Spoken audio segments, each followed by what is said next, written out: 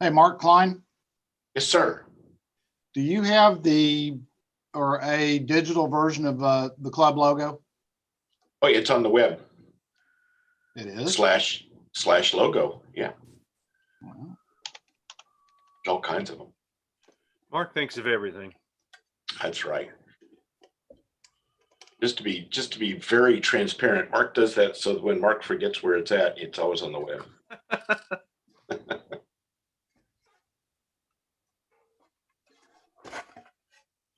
Self-preservation. Yes, it is all about me, by the way. I figure if I'm going to need it, somebody else will. Did you find it, Galen? yes, thank you. Here, look.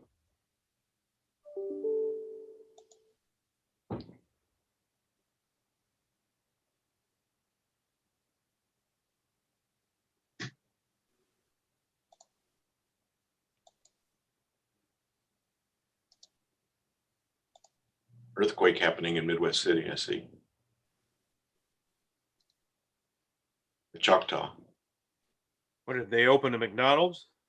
I don't know. I don't know. Dave. We've had a McDonald's for years.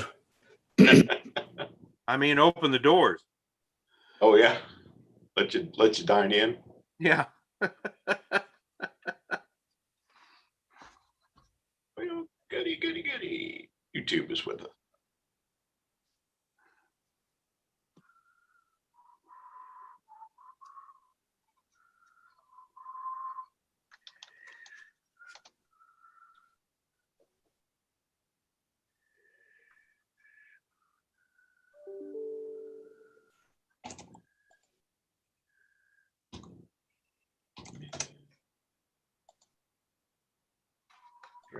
Oh, Jeffy, what are you looking at? It is my MFJ 993B IntelliTuner. I'm going to make a little modification. Oh, said the ham right before he went to a ham fest to sell it. So if my screen is covered up in smoke here before too long, you'll know what happened. What would this modification do for us? Well, the switch they put on these things, the power switch, handles like 1 amp tops. Okay.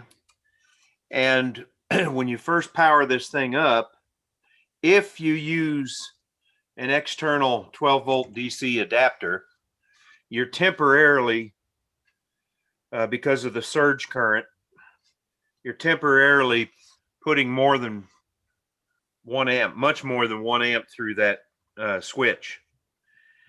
And so over time, the contacts on the switch degrade. Oh. So what I'm going to do is put a little inrush limiter in there. Oh, I thought you were going to grade it. Grade it. Yeah, you said you didn't want it to degrade, so you grade it. Oh, Ingrade, you got to upgrade. get pretty early to get ahead of Mark. You were up before I was, so you. Yeah, that's true. Well, I was awake. Oh, okay. I was awake. There is a difference. So I'm going to make sure that I protect the switch without limiting the current that goes to the voltage regulator. Got it.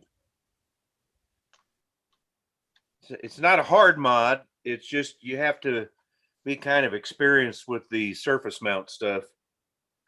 Yeah. Hey, if you want me to do the arm thing, then maybe your mic, by the way. Huh?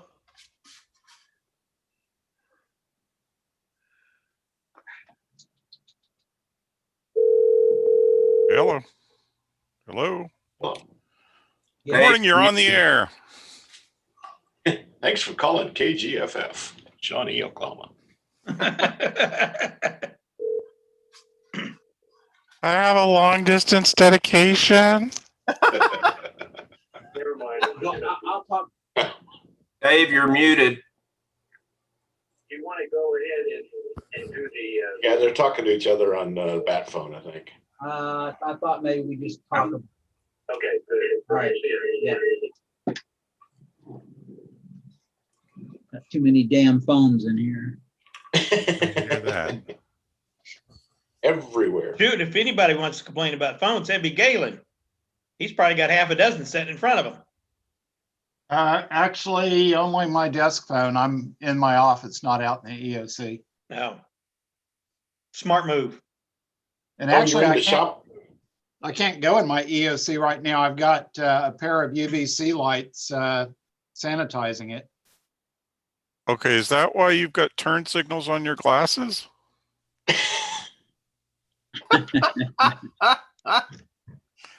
Oh, what are those? Rear view mirrors. Oh, cheaters. look at that. Oh. That's cool. Okay, who's going to YouTube, right? Or to eBay To right now? eBay right now, yeah. PC peakers. PC peakers. They Interesting. sit on top of my glasses so that I don't have to do the I- bifocal head tilt thing. Oh. Smart move, Galen. I can go home. I've learned something. Yep. Yepper. Peakers. Let's see there. PC peakers. Not tweakers. That's a different thing. Yeah. Hey, Mark, did you move those solder boards to your business? I have not yet. They are safely in my shop, but But you know where they do are. that. I know that too. I know they are. Finally, gosh, finally. But I will have That's them an here improvement right there. Monday. Okay, Yep. so am I supposed give you to a call. stop? I'll Oh, give you a yeah. call Monday when we get them here. Oh, okay, thanks. No problem. Yeah, speaking of surface mount. Jeepers creepers. Where did you get those boards?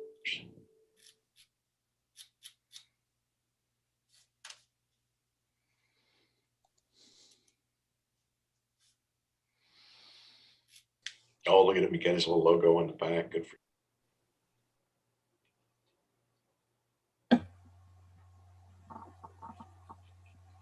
Gosh, Mark, that looks like a picture of Galen there on the screen. Yeah. Turn signals. Peter, come on.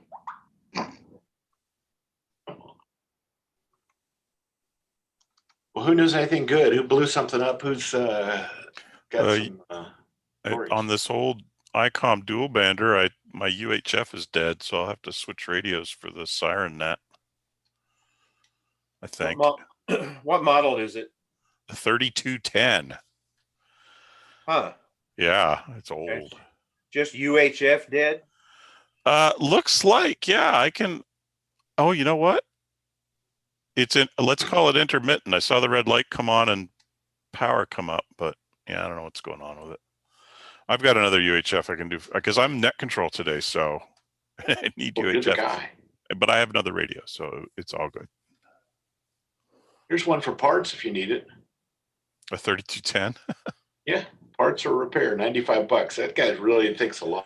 He certainly does, because that's a 30-year-old radio, plus or minus.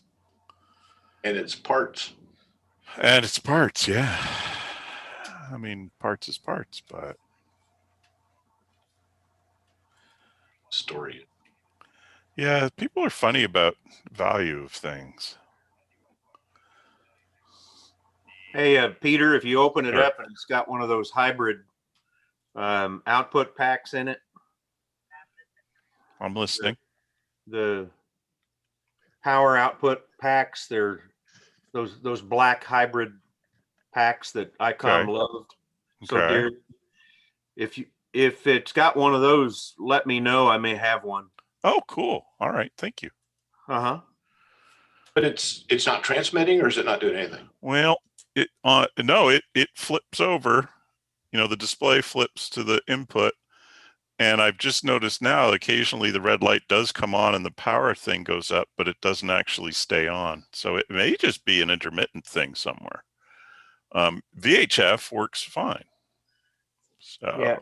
They like to use those hybrid power packs in those. And if you open it up and you want to do a little exploring, look at the pinouts around that thing to the circuit board.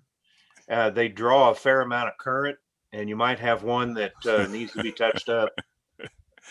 well, I flipped over to 06 and hit the transmit thing and it went dark completely. So yeah, well, so yeah. So there's that. Maybe it's a combined VHF UHF problem. Yeah. So I'll be using a different radio for the net later. Yeah. Yeah. Good thing you only have one extra spare, huh? Well, I've got another one back behind me, a D-Star one, actually, come to think of it.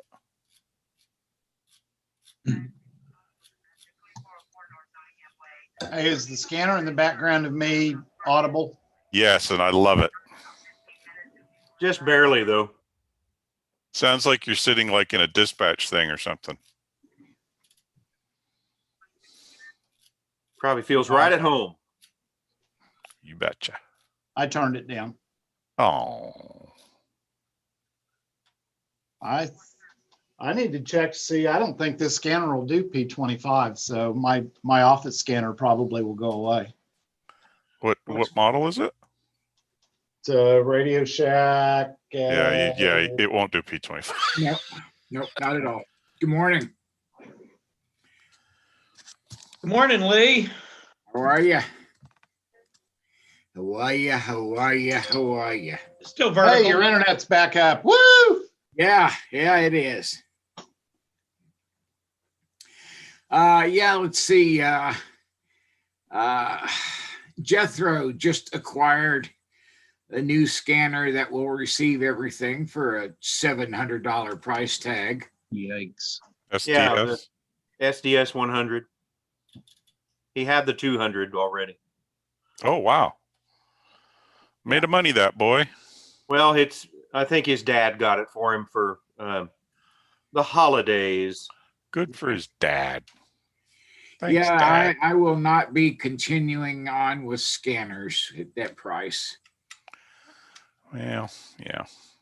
Well, I've got a 200 at home, but unfortunately I don't have one here at work. But all I have to do is go out in the ops room and turn one of my consoles up, and I can hear and hear.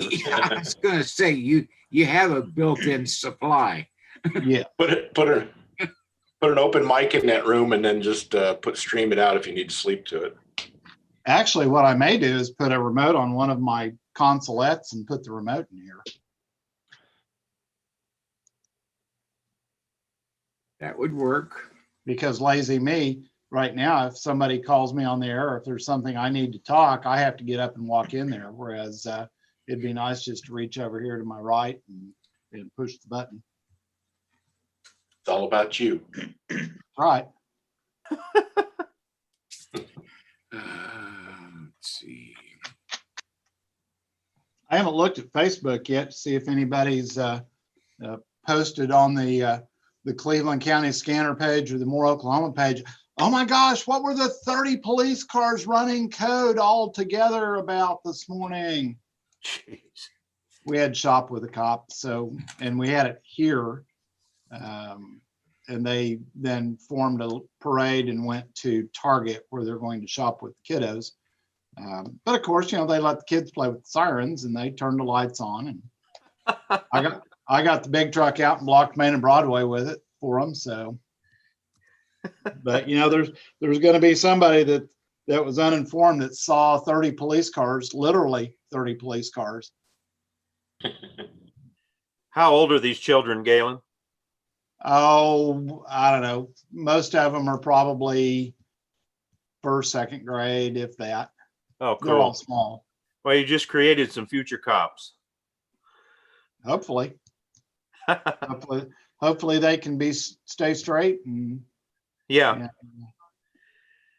Well, if they can in this world, then they need to be cops. Have to open more donut shops. Well, one of those kids will open a donut shop, no question. Sure. You know, Yeah. that's not what it used to be. You know, all the cops and firemen now are these young, fit, healthy, you know, let's go run Give 'em- 50 miles a day. give 'em type time. guys. Give them time. Yeah. It's That's not how they too all late. start. Oh, we all started.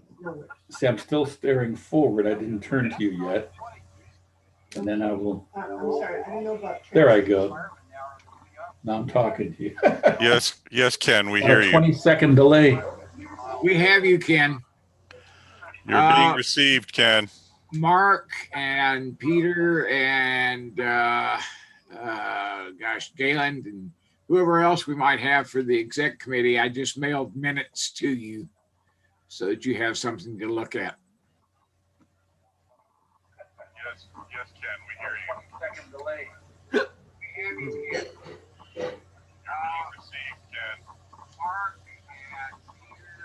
Wow, that's delayed. Holy cow.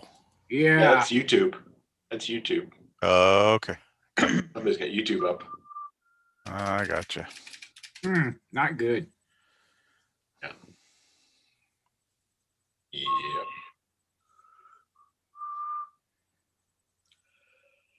Well, if you were on YouTube, you'd never notice it. Yeah, you would, because it'd turn around and 20 seconds later, you'd hear the the double. Hey, Peter, Sir, I received your reply to my email and I Very only have good. one question. Do you, yes? you know, and obviously you don't need to do it here in public forum, but would you have a second suggestion or a third suggestion on that? 'Cause I we're can, gonna I move- can, I can, I can whip one up probably. That would be good. That, you know, yes, we've got one, but we need two. Understood. Understood. I'll get on that. Cool, thank you. I value You're your welcome. opinion on that. Thank you. Hey, Peter, Oh man, everybody wants me. What? Oh, because yeah, Just Professor call him Peter. Kardashian. Yeah. yeah. Did you ever figure out the mystery on the D-Star the other night? It's actually status quo. It has reduced sensitivity. You won't get into it unless you're pretty darn close or pretty darn high power. But that's a known issue.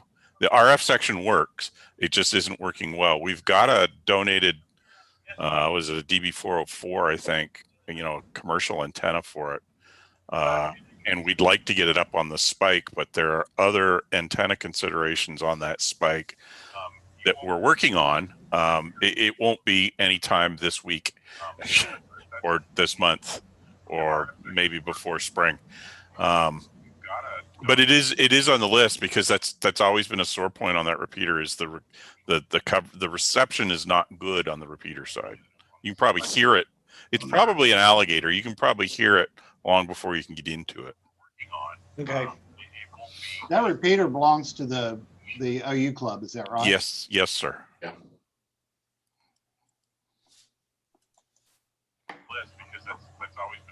Well, everybody get your snow boots out for Sunday and Monday. Ken, I'm going to mute you so we don't get that double of the YouTube audio. Yeah, I was going to say we need to get people to mute their microphones.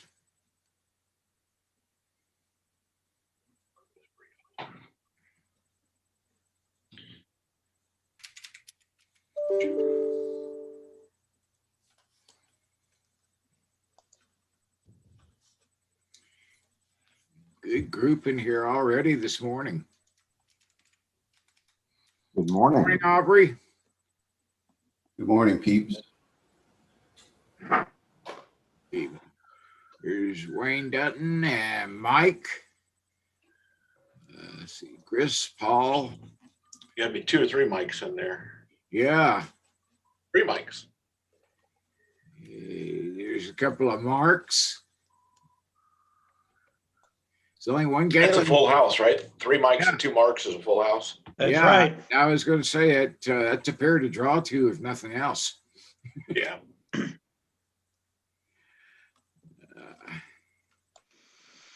Wayne, howdy. Let's see. 4 or so on you. And we may have some of the students joining us as well. At least I hope so. Okay.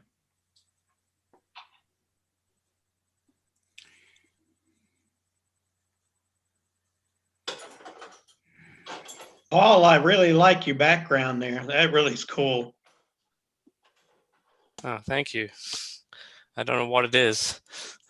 So what is it? I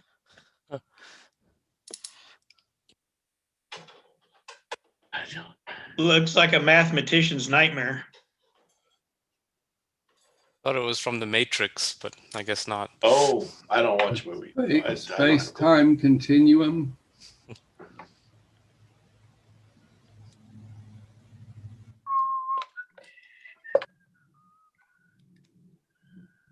Oh.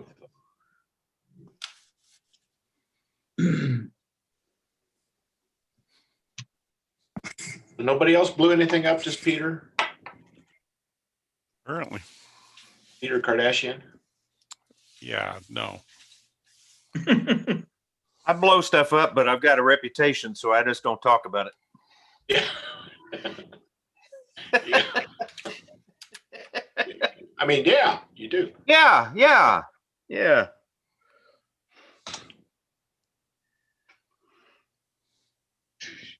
Peter has no reputation. Oh. If that were the case. So let's just leave it at that, Peter. Yeah, probably just. Be happy with that. Yeah, we don't want to run up those numbers on YouTube. No. So Wave, my wife is here too. Hey, Donna? Hi. Hey. Glad you could join us. I take it you're feeling better. I'm feeling better. Excellent. Good. Camera shy though. Yes, set it up. Yeah. Kind She's of a like ham. Of course she is. Mike shy, you know. Yeah. Well, I mean, look at my video, right? So. Well, but you're your own person, so you're unique. Peter, is that an old Radio Shack stereo? No, that's a Radio Shack DX160. Okay. Oh, okay. There's a Sangean AM/FM HD, actually 2 AM/FM HD receivers below that.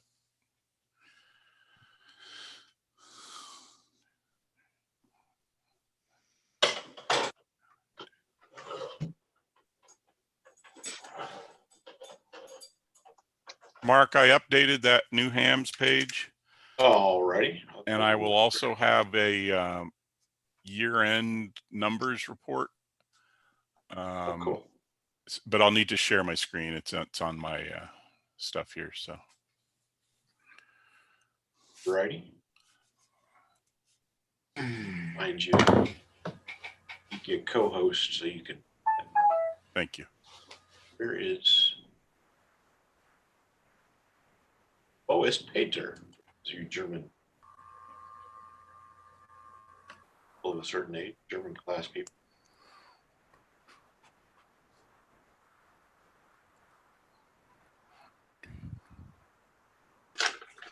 Is this meeting strictly Zoom, Mark, or is there someone at the firehouse today? I would hope there is always somebody at the firehouse. However, none of them are us. Okay, thank you. Yeah, we're all outside this. Oh, you're the video. I get it. You're the scanner. Got it. Take a code. It should be a computer. So. Are you going to record this? Yes. Okay. Unless you're going to plan to be really bad, and then I won't waste No. the tape. No, I'm wearing clothes, so. Thank you. We We all thank you. appreciate that greatly. Yes, I'm sure. Thank you for everybody not standing up. Yes. Yeah. Hey, there's Bob. Bob, did you get there too?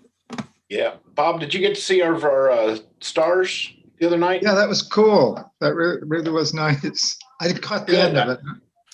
Oh, Yeah, that was- Raven. Oh, my goodness. Yeah. Hey, how you doing? Good.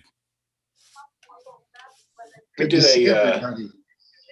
It is. We did a NTSC video capture. Peter Core had a Again? telescope out Tuesday was- night.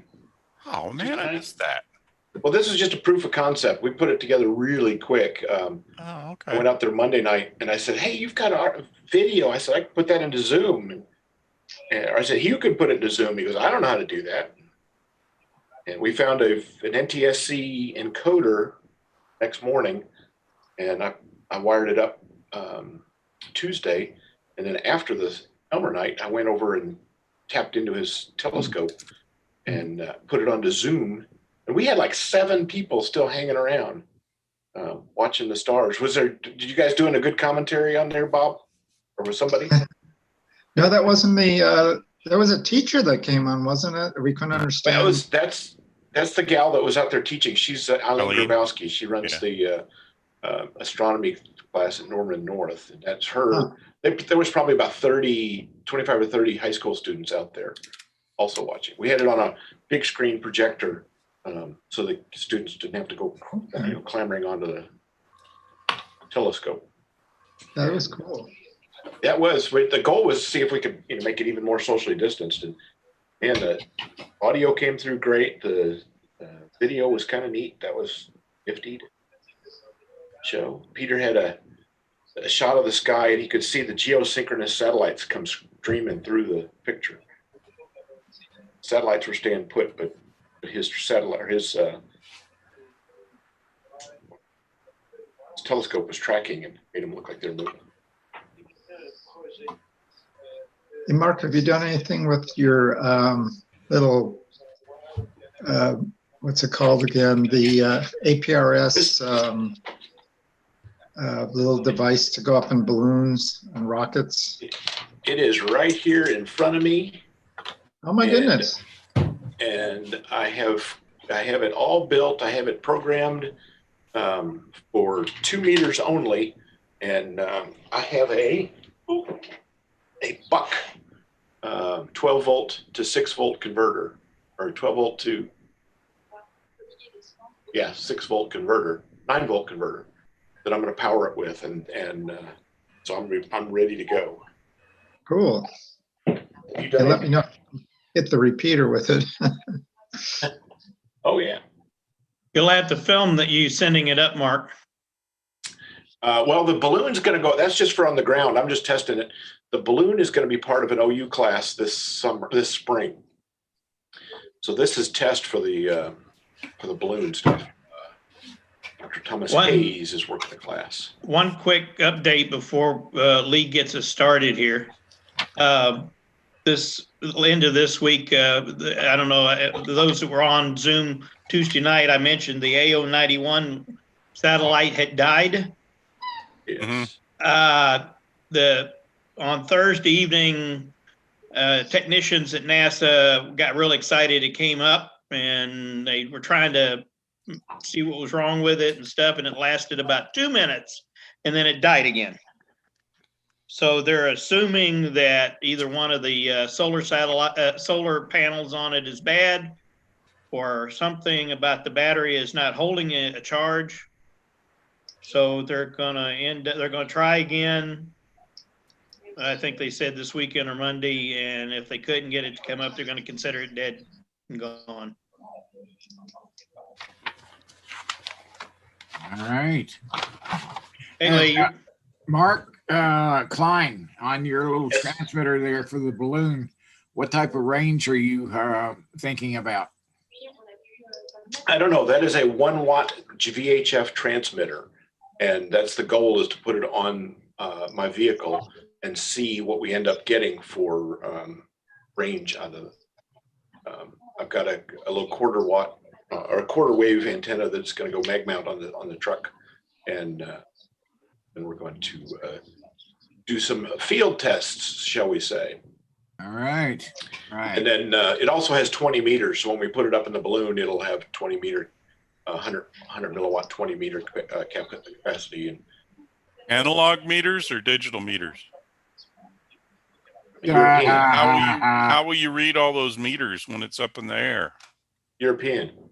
Oh. With a telescope. Come on. Way to bring it around to home there, Lee. Nice job. Come on. It's the thing. All right. That's what we're doing the telescope stuff for. Good morning. I'm going to go ahead and start this thing off. I'm going to call the club to order for the December 2020 Hamvention Club of the Year. I'd like to welcome everybody. And before anything else, I want to say a big thank you to everyone for all the assistance you've given me this year. It has been trying for all of us, and we all know it. And I just want to say No thank kidding. you. You know, it only goes to show that, you know, the resilience of hams and the way that they improvise, adapt, and overcome. So again, thank you. Give yourself a round of applause.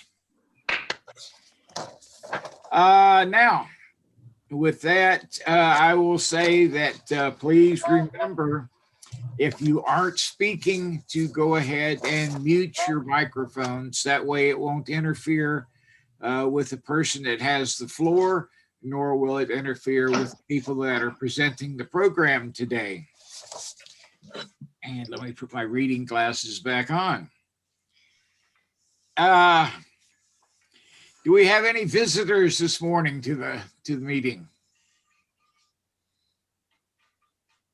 Not hearing anything. Okay. Let's see. Anybody have any items for sale today?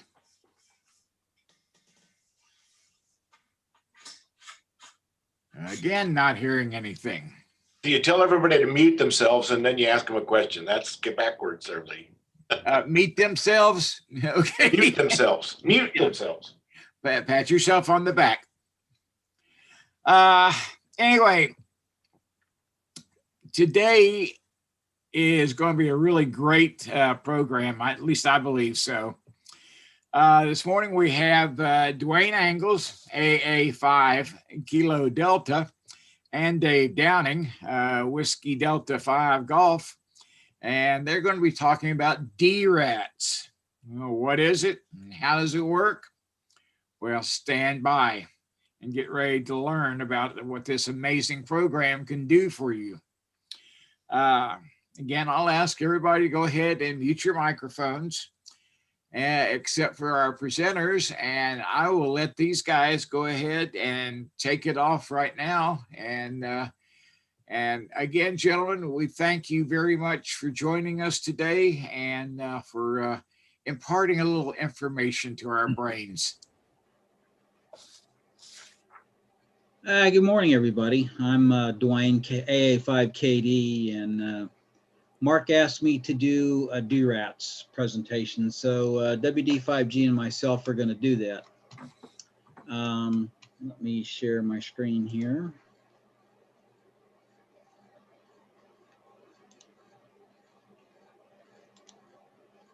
Everybody seeing that?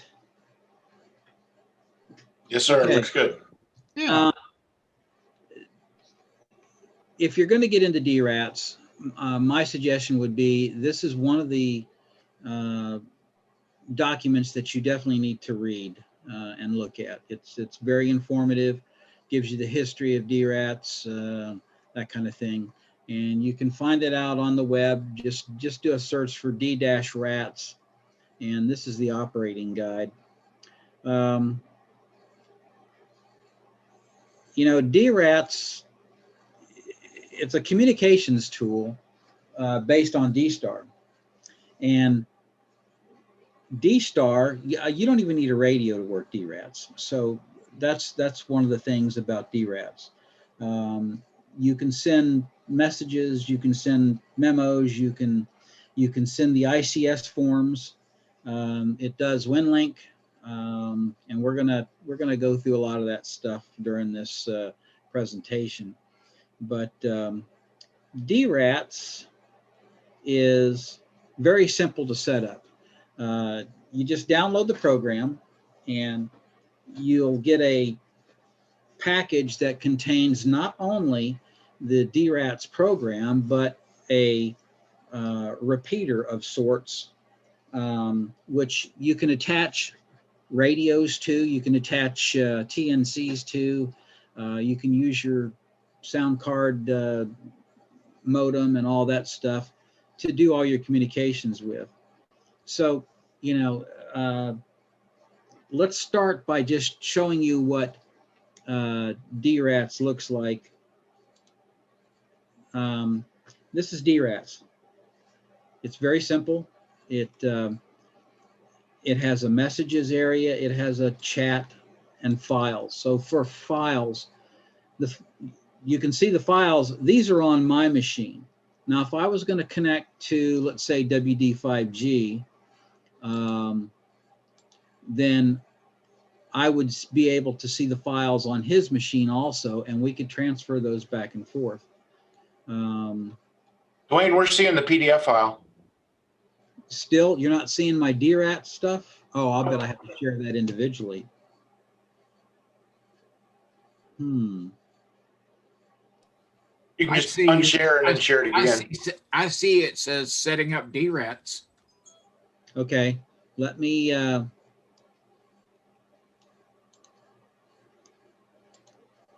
about now? Okay. You see this screen that I'm moving around? Yes, yes. Okay, so let me go back then. This is DRATS. You have a message area, you have a chat area, you have a files area. The files on this side are on my machine, and the files, if I was connected to another station, then I would see the files on his machine. And then you have an event log that gives you some information about what's going on with your DRATs. Under File, you go down to Preferences. Here's where everything gets set up. So you call sign, you don't need to put the name in there. You don't even need to put the call sign in there, I don't think. But you have all of these areas for your preferences. Paths, I've left my paths alone. This is where DRAT stores its files, its maps, and all the logos. Maps, this is where, if you're going to use the map server, these are the places that it goes to get these maps. GPS config, I've put my position in there manually since I don't necessarily have a GPS attached to all of my machines. Then you can export your GPS messages. I don't do that. There's no real benefit that I see from doing any of this. Appearance wise, these are the colors you can change. Your chat, log your chat traffic, or load the log tail so that you could see what was in the log. Show the status updates in your chat and all that stuff. Sounds, if you're going to have a sound when it connects or when it receives a message or sends a message, you can do all of that too. Messages, it will automatically forward any messages or email that you get from somebody else if you enable the automatic forward of your messages, and then allow your WinLink gateway. If you're going to do that, you want your WinLink connection to be whatever, and the drop-down box shows network, RMS, whatever. Then the server, the port, and the port has to be open on your firewall or it won't work. And the password and your WinLink SSID. If you're going to do other things like POP3, SMTP stuff, here's where you enable it here and make sure those ports are open on your firewall. Now here's the meat and potatoes of the program. This is where you define what you have connected to your DRATs. In my case, I'm going over to my other server, which actually runs. Let me run something real quick to show you what I'm talking about server-wise. I don't need to go there. I need to go.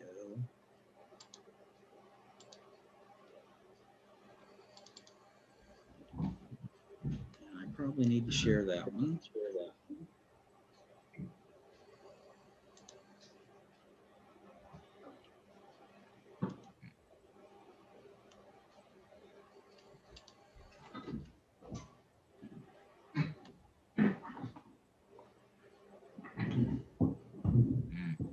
Okay.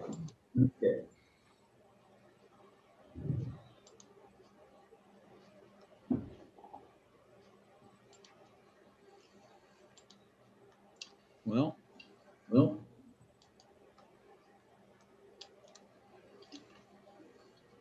you can't see the DRATS repeater proxy?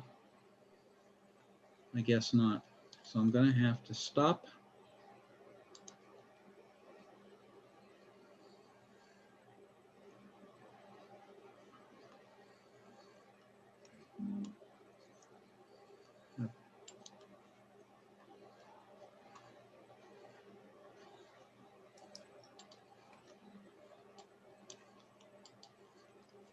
Well, I'm having some issues here, so bear with me. Oh, there it is.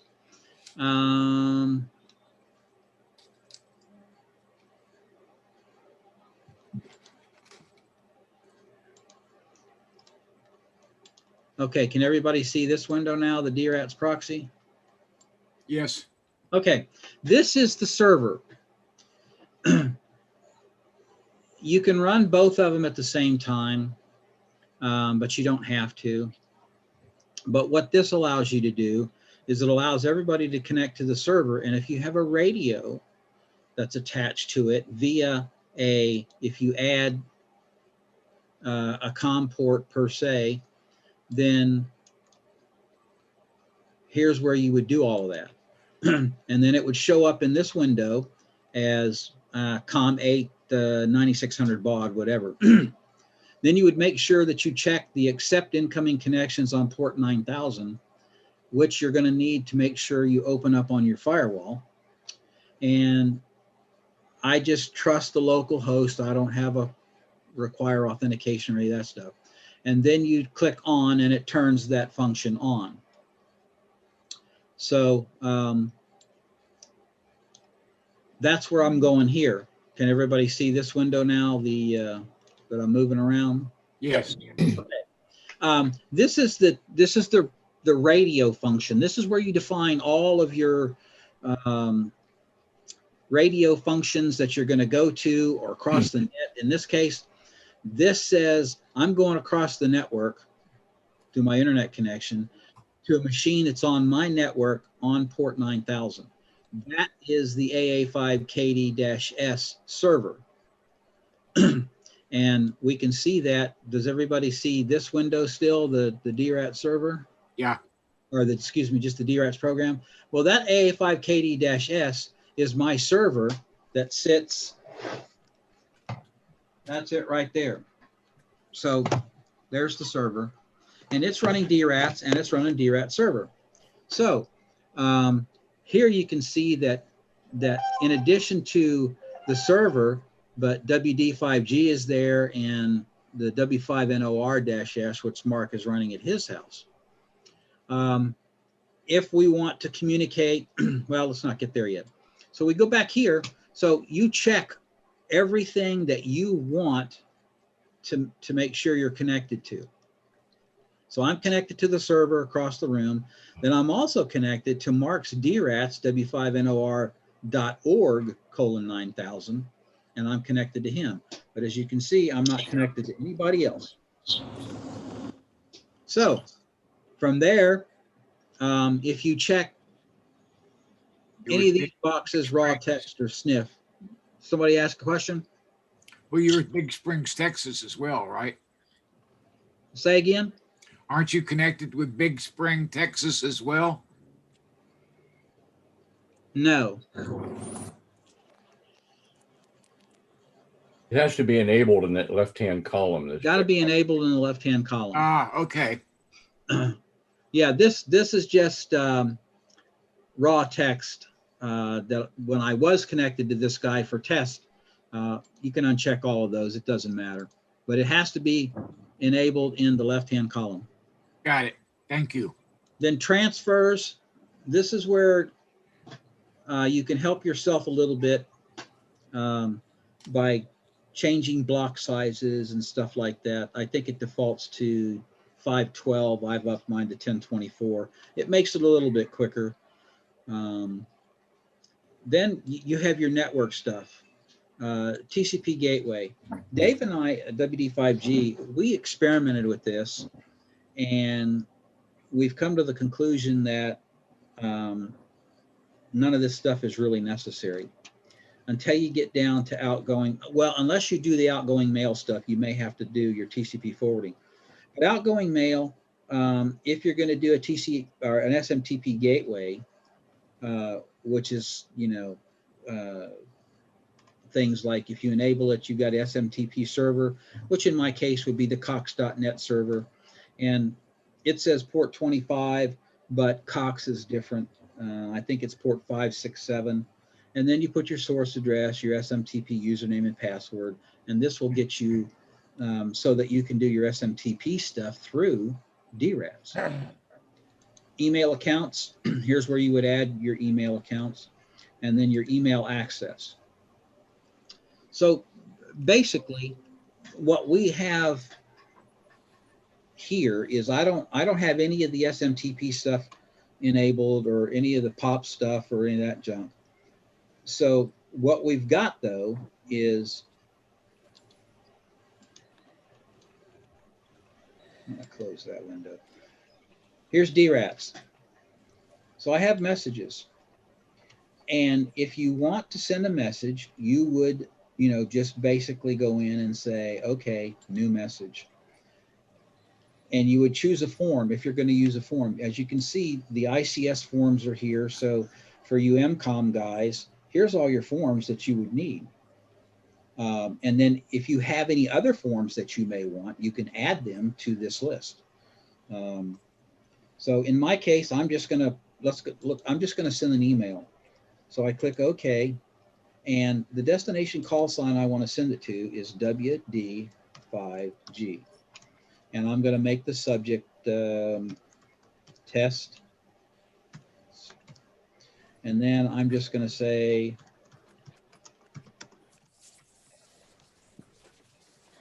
if I have any attachments, we've tried this too. And if you've got a large attachment, it's going to take a while. So I would suggest that, you just, unless you have a real reason to do an attachment, just type in the text and be done with that. So once we've done that, if I hit send, it's going to put it in the outbox, and then the outbox is going to check and make sure, like every 60 seconds, if there's anything in there, it sends it out. Or if you want to send it now, then you send it. But in my case, I want to send it WinLink. Dave, that was / right?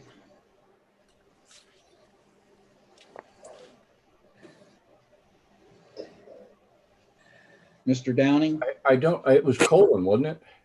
Well, / WinLink 2 and then colon, right? Yeah. Or is it just WL2K? So is this WL2K colon? Yeah. Right?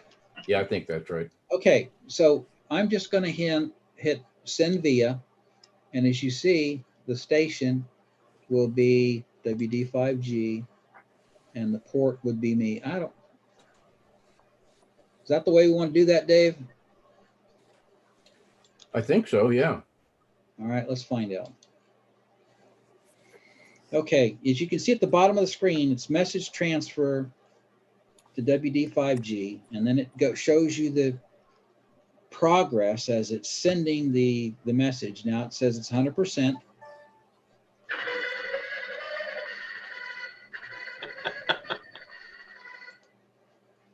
That's telling me my message was sent. So now, here is my sent box, and this is stuff we've tested with. But if you look at here, this is the one I just sent to Dave. Now it should have gone out to the internet using WinLink, and Dave should be getting it. Anything yet, Dave? No, I'm just checking right now. What go ahead. mode was this sent by? You said WinLink, but radio or what? No, it goes out the internet. So it actually goes out to. We could have done this via the radio, but right now this is just an internet demo. So it's just an email. Yes. Email. This is Hank. What is the difference between this and just sending a Gmail email? I mean, what advantage? The advantage is, well, the advantage is that you have that the Gmail emails are kind of a one-to-one thing. This could be a one-to-many situation, and it gives you a multitude of ways to send things. You can send it over packet radio, over D-Star, over a D-Star network. But you still need internet to do it, right? No, if we had to, we could do radio to radio email and send messages via this media. See, I have my IC 9700 connected via serial port to the DRAT server on the other side of this room. And Dave and I tested this on 145.050 Simplex FM. And he was able to connect to the server. No, Simplex digital voice, not FM. I mean, yeah, excuse me, digital voice. I'm getting ahead of myself. So he was able to send email, receive email. The problem being is he could not reply to that email, and that's a quirk within DRATs. But if you send, for instance, let's say you're at a disaster site and you wanted to send a message to the EOC, you could get on your radio and connect via repeater, via a simplex DV mode, a D-Star radio, and send that message without having the internet. Okay, I understand. So essentially you're limited to repeaters being up or line of sight 2 meter or whatever you're on. So, okay. Yes. Okay. So if you really want some long distance communication, will this work on any kind of HF frequencies? Like 20 meters, 40 meters? Yes, because if you put it out on WinLink, it's going to go out over the WinLink gateways and eventually get wherever you addressed it. Got it. Okay. Thank you. Dave, anything yet? Oh, I got your message. I tried to send a reply, which. Oh, okay. Probably so anyway, Dave got the message via WinLink across the internet, and he's replied.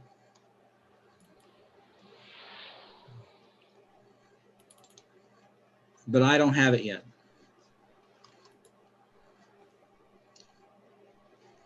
So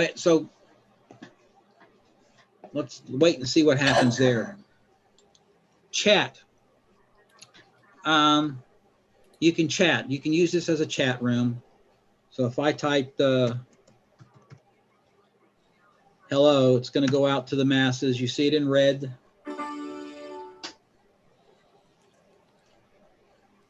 And Dave and Mark, are you on? You're on too, right? Yeah, I'm on.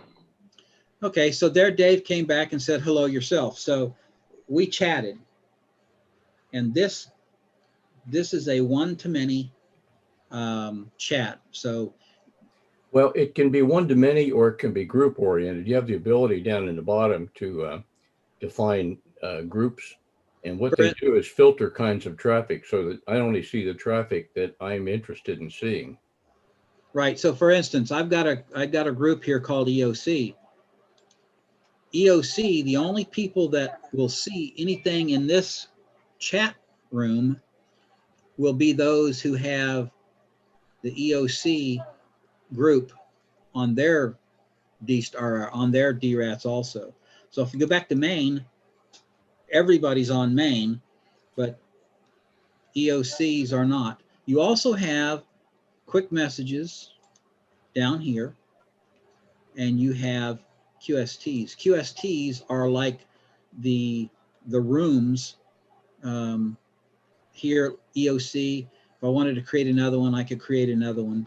In other words, if I do add and I go text, that's not what I want to do. So these quick messages are predefined canned messages to keep you from having to type the same thing over and over. Yeah. You just hit it and click send. So it's very, very configurable. It's very powerful in the fact that you've got chat. And we go to files.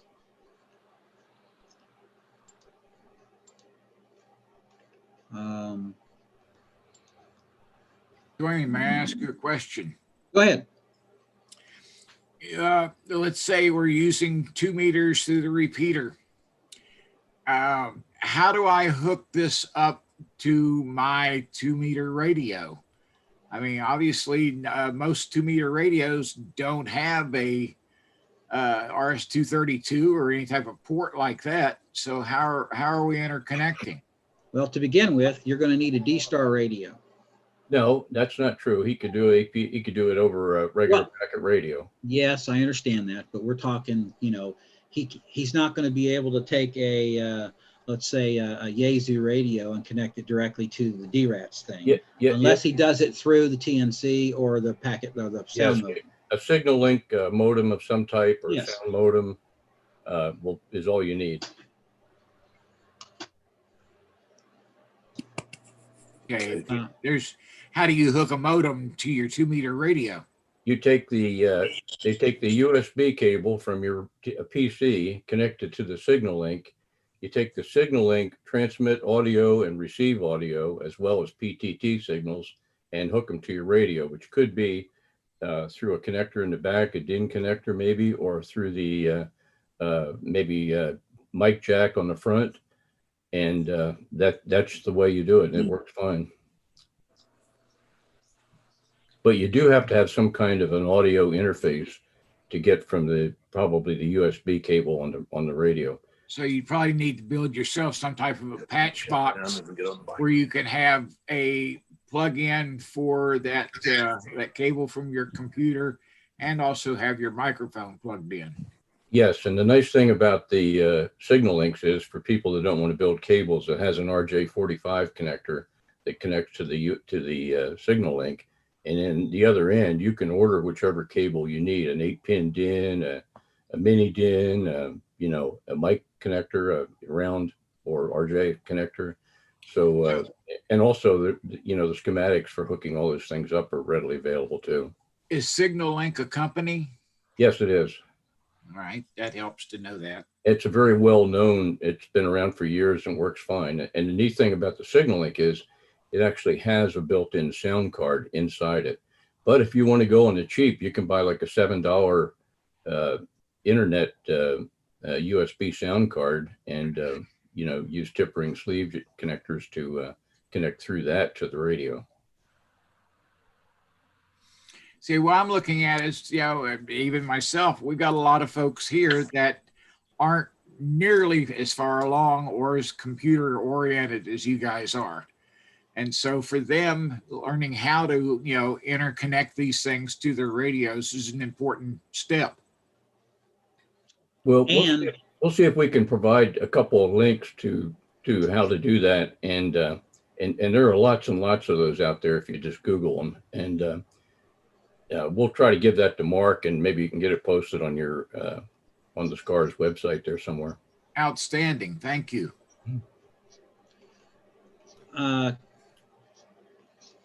Yeah, those two files, DRATs, and can you see what I'm showing now?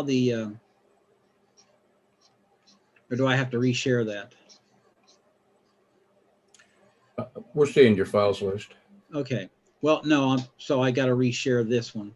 New share, the DRATs. You seeing that now? Yes. Okay. This file will, maybe it's the other file. New share. Yeah, there it is. Tigeronics is the actual signal, the name for the company that makes the signal link. Thank you. And there is a file out there that will show you what your COM port stuff needs to be and all that stuff.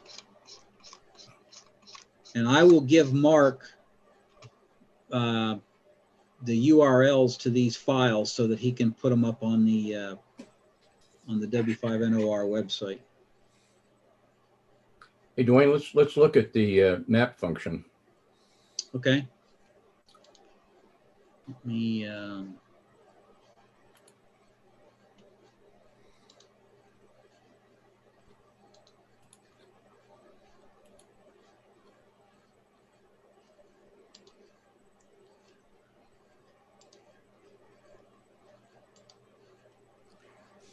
okay, is everybody back to this screen? Yes. Okay.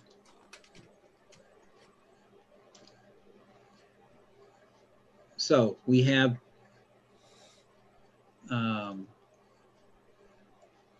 under view. Yeah, but I want to make sure that we get to the maps. We're going to show the map function, but here is all of the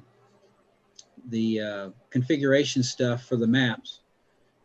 If you go to places like this Thunder Forest, you're going to have to log in with them and get a PIN code so that you can download the new maps from them.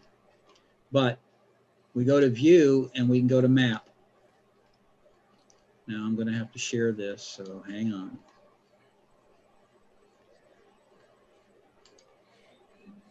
There it is. Everybody see the map now? Yeah. Okay. This shows, and I'm going to have to move it over.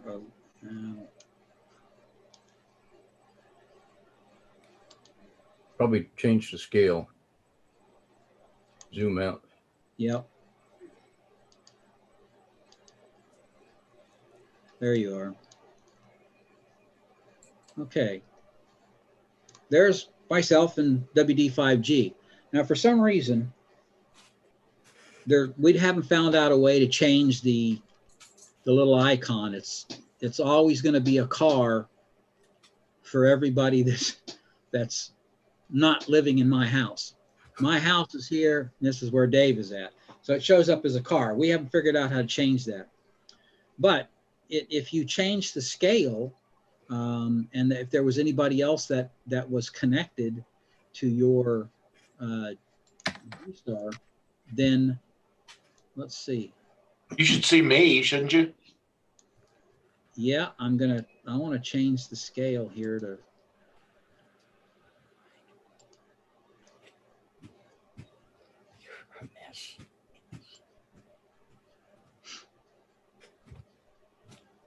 Well, I thought we could. Yeah, I don't think you have the GPS APRS function enabled in that thing, Mark. Yeah. Could be. I put the GPS in. I probably didn't. It just should be just to the south of the lake there. So, yeah. Nope. So yes, if he put his GPS stuff in there, did you say you did or you didn't? Well, I put the GPS location in. I probably didn't enable it.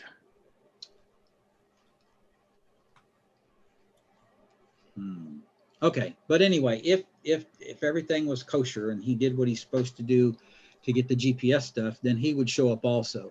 Anybody that's in your list here, I don't think it shows. No, it only shows. Yes, it does. So here's a guy, man, I can't even read that. KG5CEN. So he's in New Orleans.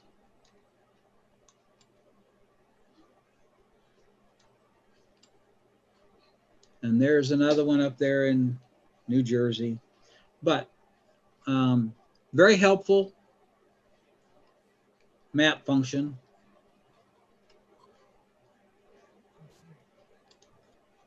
Again, that's a big deal, I think, for emergency operations. Oh, yes. Yeah. Exactly. Yeah. So if you guys are going to do DRATs, it doesn't take up a lot of resources on your computer. I leave it running on this laptop all the time. And it's always running on my server over there all the time.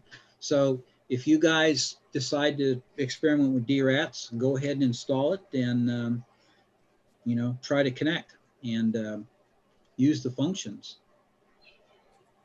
What am I missing, Dave? You might give them the URL, make sure they have the URL to connect to Mark's server there and as well as yours.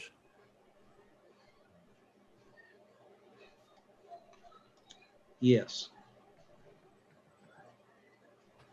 And you guys might want to talk about, you have done some packet or direct radio connection stuff.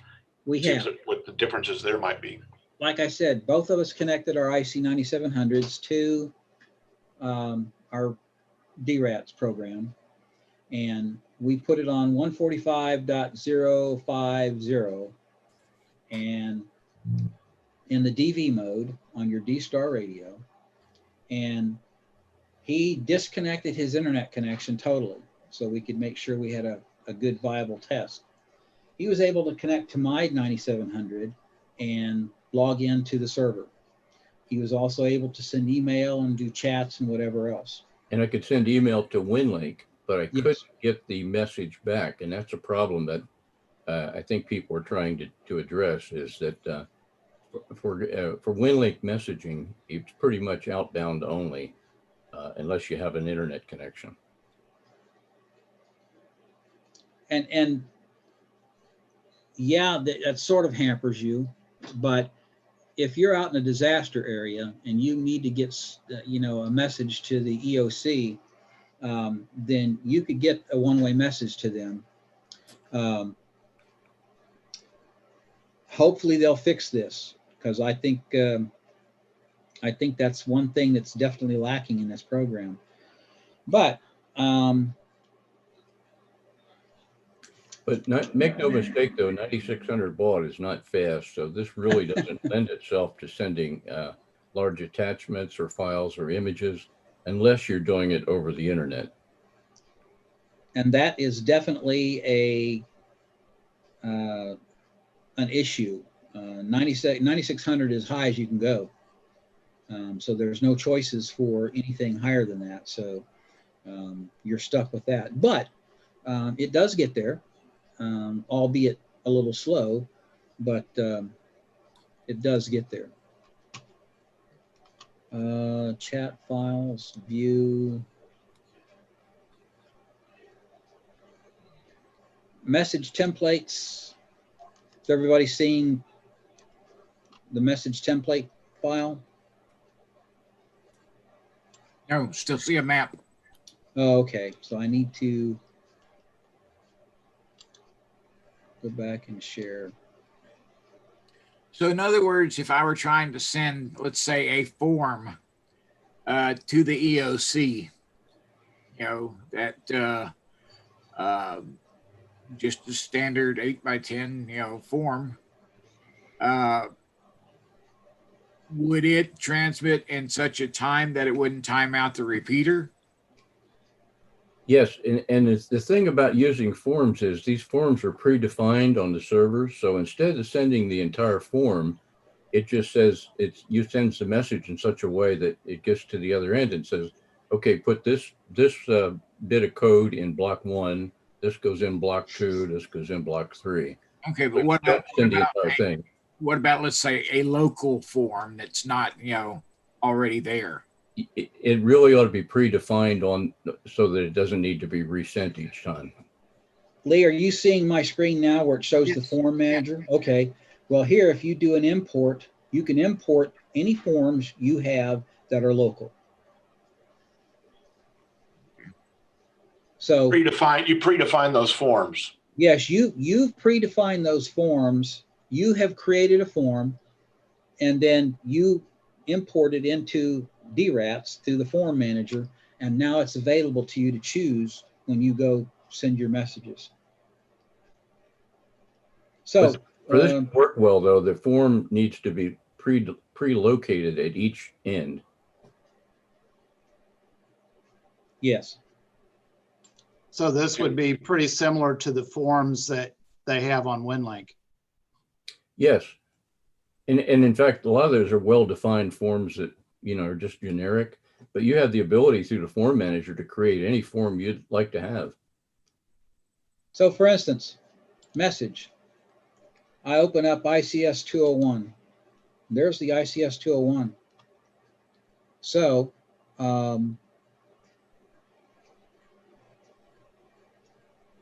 destination call sign can be a call sign, or we tested this, right, Dave, with an email address? I think we did, yes. And I think we had to use WinLink plus the email address. Yeah. So let's do //WL2K : Galen. You have an email address you want me to send this form to?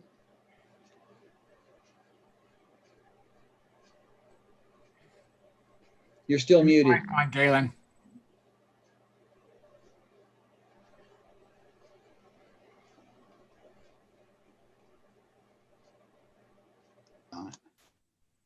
Okay. I'm sorry, were you trying to call me? Yeah. You got an email address you want me to send this ICS 201 form to, just so we can test it? Yeah, WX5MOR on WinLink.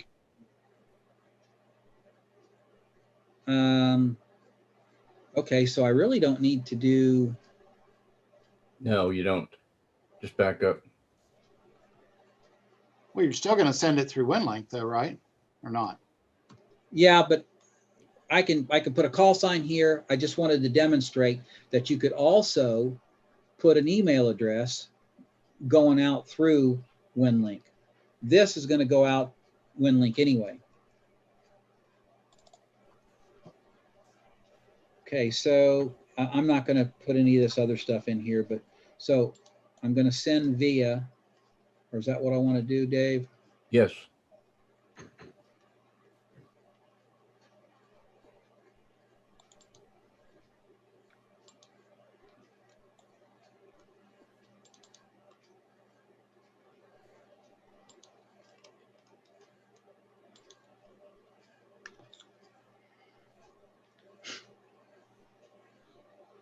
So this is going to send the message out, and you're going to get the 201, the ICS 201 form. So this would be good if you're at a disaster area and all you had was a radio. You could still send this ICS 201 form via WinLink to the EOC, and they wouldn't be able to reply back to you at this point in time, but they would at least get your ICS 201 form.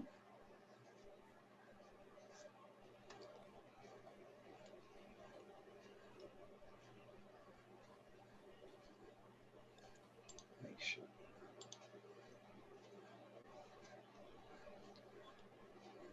You got it yet? No, I haven't.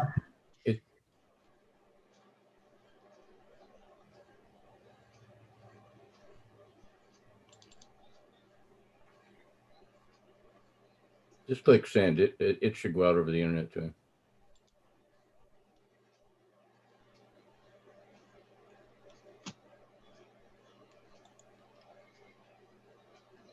we've tested all this before, but I guess we probably should have done it last night too. Yeah. No, it's always something whenever you do Yeah, stuff. every demo, something won't work. But anyway, we'll wait and see if Galen gets that. I think we've pretty much covered everything. Like I said, transfer interrupted. I wonder why. So other than the interfacing question, are there any other questions that we might answer? I think the one thing to make clear, just to clarify a word that Lee used, is that on VHF packet, this would not go through a repeater and time out through audio. It would go through a digipeater and use TNC is probably the better way to chase that out. No, I think it would have to be a direct connection over a packet that you would break it up into segments, and it probably you wouldn't probably send anything that's long enough to time out a repeater, which typically has a 3-minute timeout. So I'd say that's probably pretty unlikely. However, you could break it up into segments and send it into smaller chunks that won't be a length of near 3 minutes and get the message sent that way. Because it's always gonna, if you send it out in chunks, it's gonna drop the connection and then it's gonna reestablish the connection. Yeah. However, one more thing we forgot to mention is we've also done this over Arden, and of course it's lickety split mo ricky ticky when you do that. We're looking at full internet speeds there. So in an emergency scenario, probably using this over Arden links would probably be the smart way to deploy it. I'm just looking at ways, to communicate back with the EOC, because I run a lot of the nets from my home. And so if I wanted to be able to send things to EOC quickly, but I don't see the speed here. Well, let's look at this. Being able to pay attention to radio traffic and everything else, and then pay attention to this. Well, what you could do, one of the advantages of this is that when you're on the radio, only one guy can be talking at the same time. With this, a lot of people use this on some of the larger nets that have lots of people on them, and it gives you a back channel way of communicating to remind somebody to bring up a subject or to ask a question. So it's kind of an ancillary function. So you might think of it that way. And if you look at some of those other networks out there that Duane had listed that come default, there are some real busy ones. There's lots and lots of traffic on. So that's a way that you could use it to augment a voice net. You might pull one of those up, Duane, and see if there's any traffic going by. Okay. On the established ones. Let's see. As Dave, let me. I need to share this too. So hold on. Can everybody see the? Yeah. Okay. As Dave said, here's our Arden connection. We've tested it over that. So let's see if I think this was the one. All right, we'll just go to Big Spring.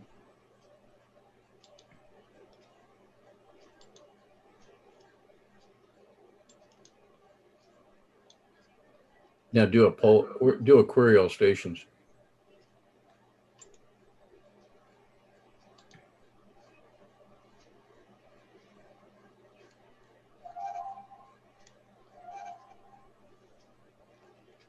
Is everybody seeing this screen now? Yeah. Yeah. And you see the W5AW? Okay, that's Big Springs, Texas. I don't So now, see W5AW. Oh, okay, there it is. Okay. yeah. So it looks like only one person's logged into that server right now. That is the server. So some of those, like I think the nets that are on QuadNet array. That's a pretty busy one, you know, when it's net time.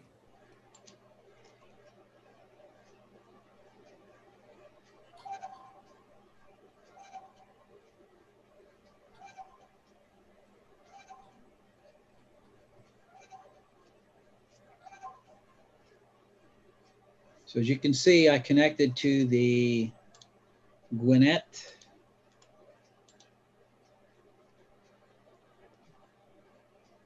The Gwinnett Aries reflector, which is in Georgia.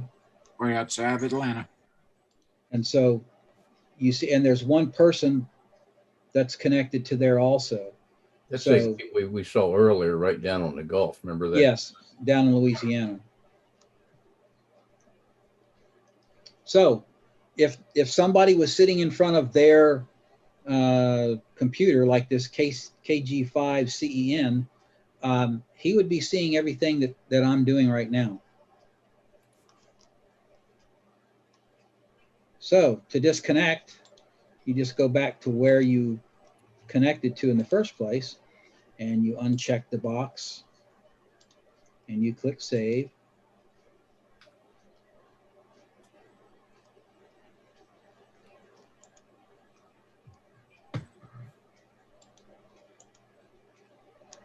And we'll ping all the stations that are currently connected. So there's WD5G, and there's my server.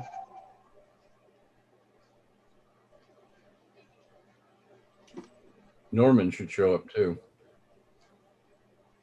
It said it unable to connect, did not properly respond. So let me try that again.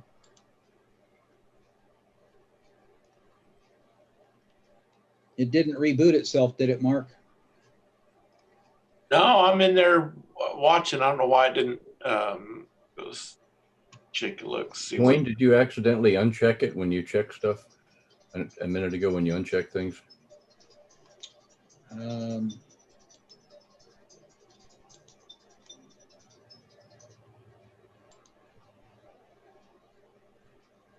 it's checked. Now it's checked. What's there? Okay, there you are. Oh. Must be that slow internet connection you got. Yeah, no, I think what it was, I had a panel open, a configuration panel open. It probably shut it down during that time.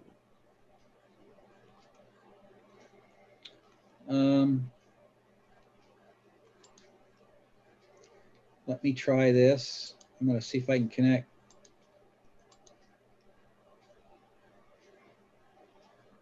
Okay, I just connected to WD5G's DRATs, and these are the files that are on his machine.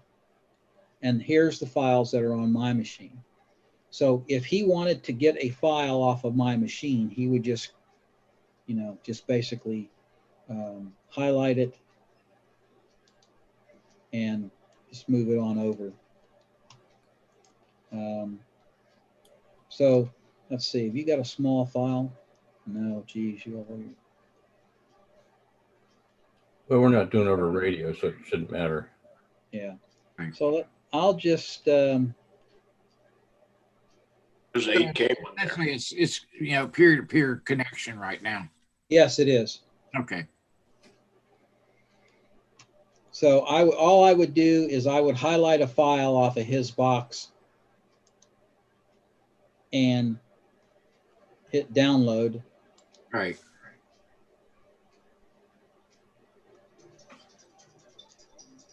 And you can see at the bottom, it has started the process.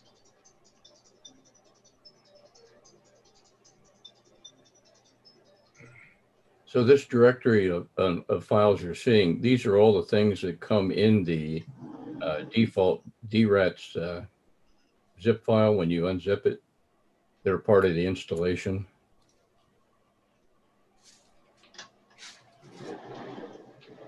Like Duane said, there's 2 executables there. One is the client and the other is the server. And here, yeah. Okay, so I received the file that I downloaded from Dave just now.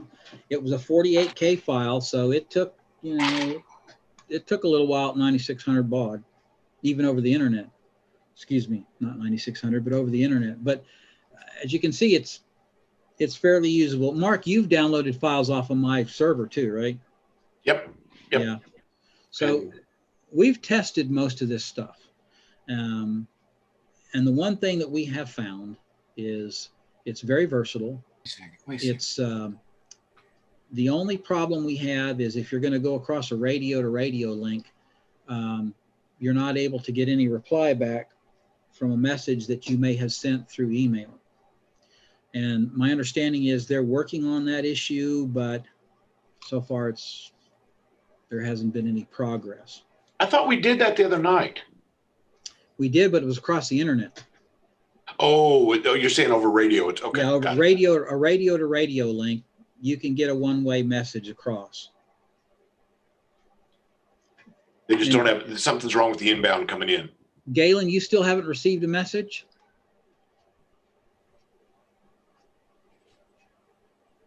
I hadn't as of a moment ago. Let me connect again. No.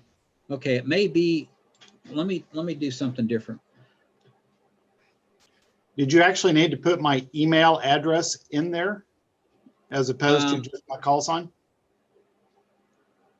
Yeah, maybe so. Well, WX5MOR, that's at your house, or is that at the?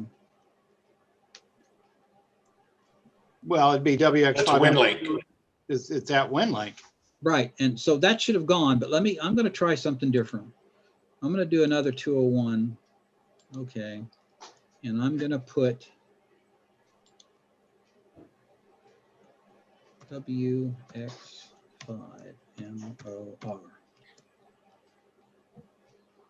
And I'm just going to click send this time. That should have put it in the outbox. But see, Dave, it's telling me the address is unknown. Well, I think she didn't have a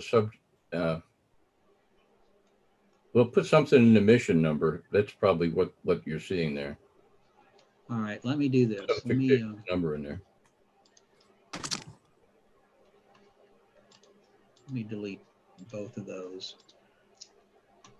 Yeah, you're probably right. New. Or send one to his regular internet email address as well. All right, I'm going to put 1, 2, 3, 4, and I'll just put 2 hours.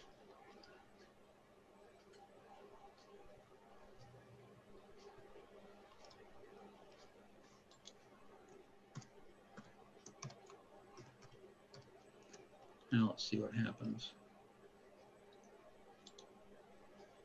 So that doesn't need to be WX5MOR at winlink.org.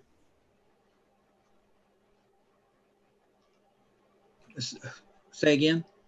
That doesn't need to be WX5MOR at winlink.org. I think it probably should, since you're not going, that wasn't sent via WinLink, Duane. So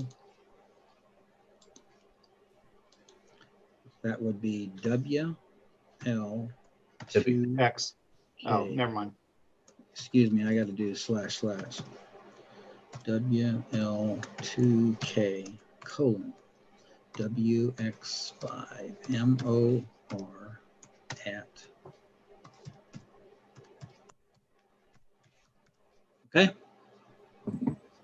That ought to get it. Now send via. Which, by the way, it's off the screen when you do that. The rest of the people can't see. Yeah, I know, but don't want to send it via because, well, I guess I could send it via my server, right? Yeah. That'll probably impose a small delay, though. And my inbox, Mark sent a hello test here. I also just sent another one, which is the form coming through. So it'll be, see what the form comes through. That was just a hello test. And then check for another one here. It says sent, so you should have, yep, there you go. The howdy is a form. See, it says ICS on the type. Okay, and there's the form. Right. And one important thing we haven't mentioned so far, this is free. Yeah, it doesn't cost you a red cent. Well, I think this is something that we're going to have to, probably look into a lot. It seems like it has a lot of capabilities. I think the biggest thing for most of the guys is going to see how they can properly interconnect it with their equipment. I know I personally don't have a server, and so I don't believe from what you're saying that you have to have a server for this to work. No, I've got the W5NOR set up as a server, and that's where we just store files. The rest is all kind of peer-to-peer stuff once you make connections. So laptops work just fine. I mean, Duane's running his server on laptop, so I guess so am I. Right. You don't need a ton of servers. Everybody could connect through the W5NOR server in order if they wanted to utilize this. Correct. Yes. That's the things I think we have to, be able to get a list of items down so that people know how to actually use it. And what they're going to have to utilize to come in and make the program work for them. I think it has great capabilities from what I'm seeing. It does, and there is a learning curve, but once you get over that learning curve, it's very easy to bring up. It's very easy to manage. I don't need to hardly do anything on my server wise. It just runs all the time, so it's very, very easy to manage. It'd be a good thing to set up and test routinely, like every month or something, on one of your Elmer nights or a net, and maybe round robin messaging via the different media that you have. Yeah. And because like all of us, we tend to forget things we don't use. And Mark, I think this is something that we can probably look at, utilizing during an Elmer meeting. See if there's a group that wants to start working on this, and maybe get them as something that we can expand inside the club. Yep, I put in chat. The chat message just went out. The DRATS page that'll go on that is on SCAR's website, so has some of those quick links there, and we'll expand it out as we get more information. But you can find the software link there, and W5NOR server information is there, and I'll send you the 2 documents URLs also. Fantastic. Or maybe I think they're there. I've got the getting started and the operations guide is the 2 yes. that are there. Yep.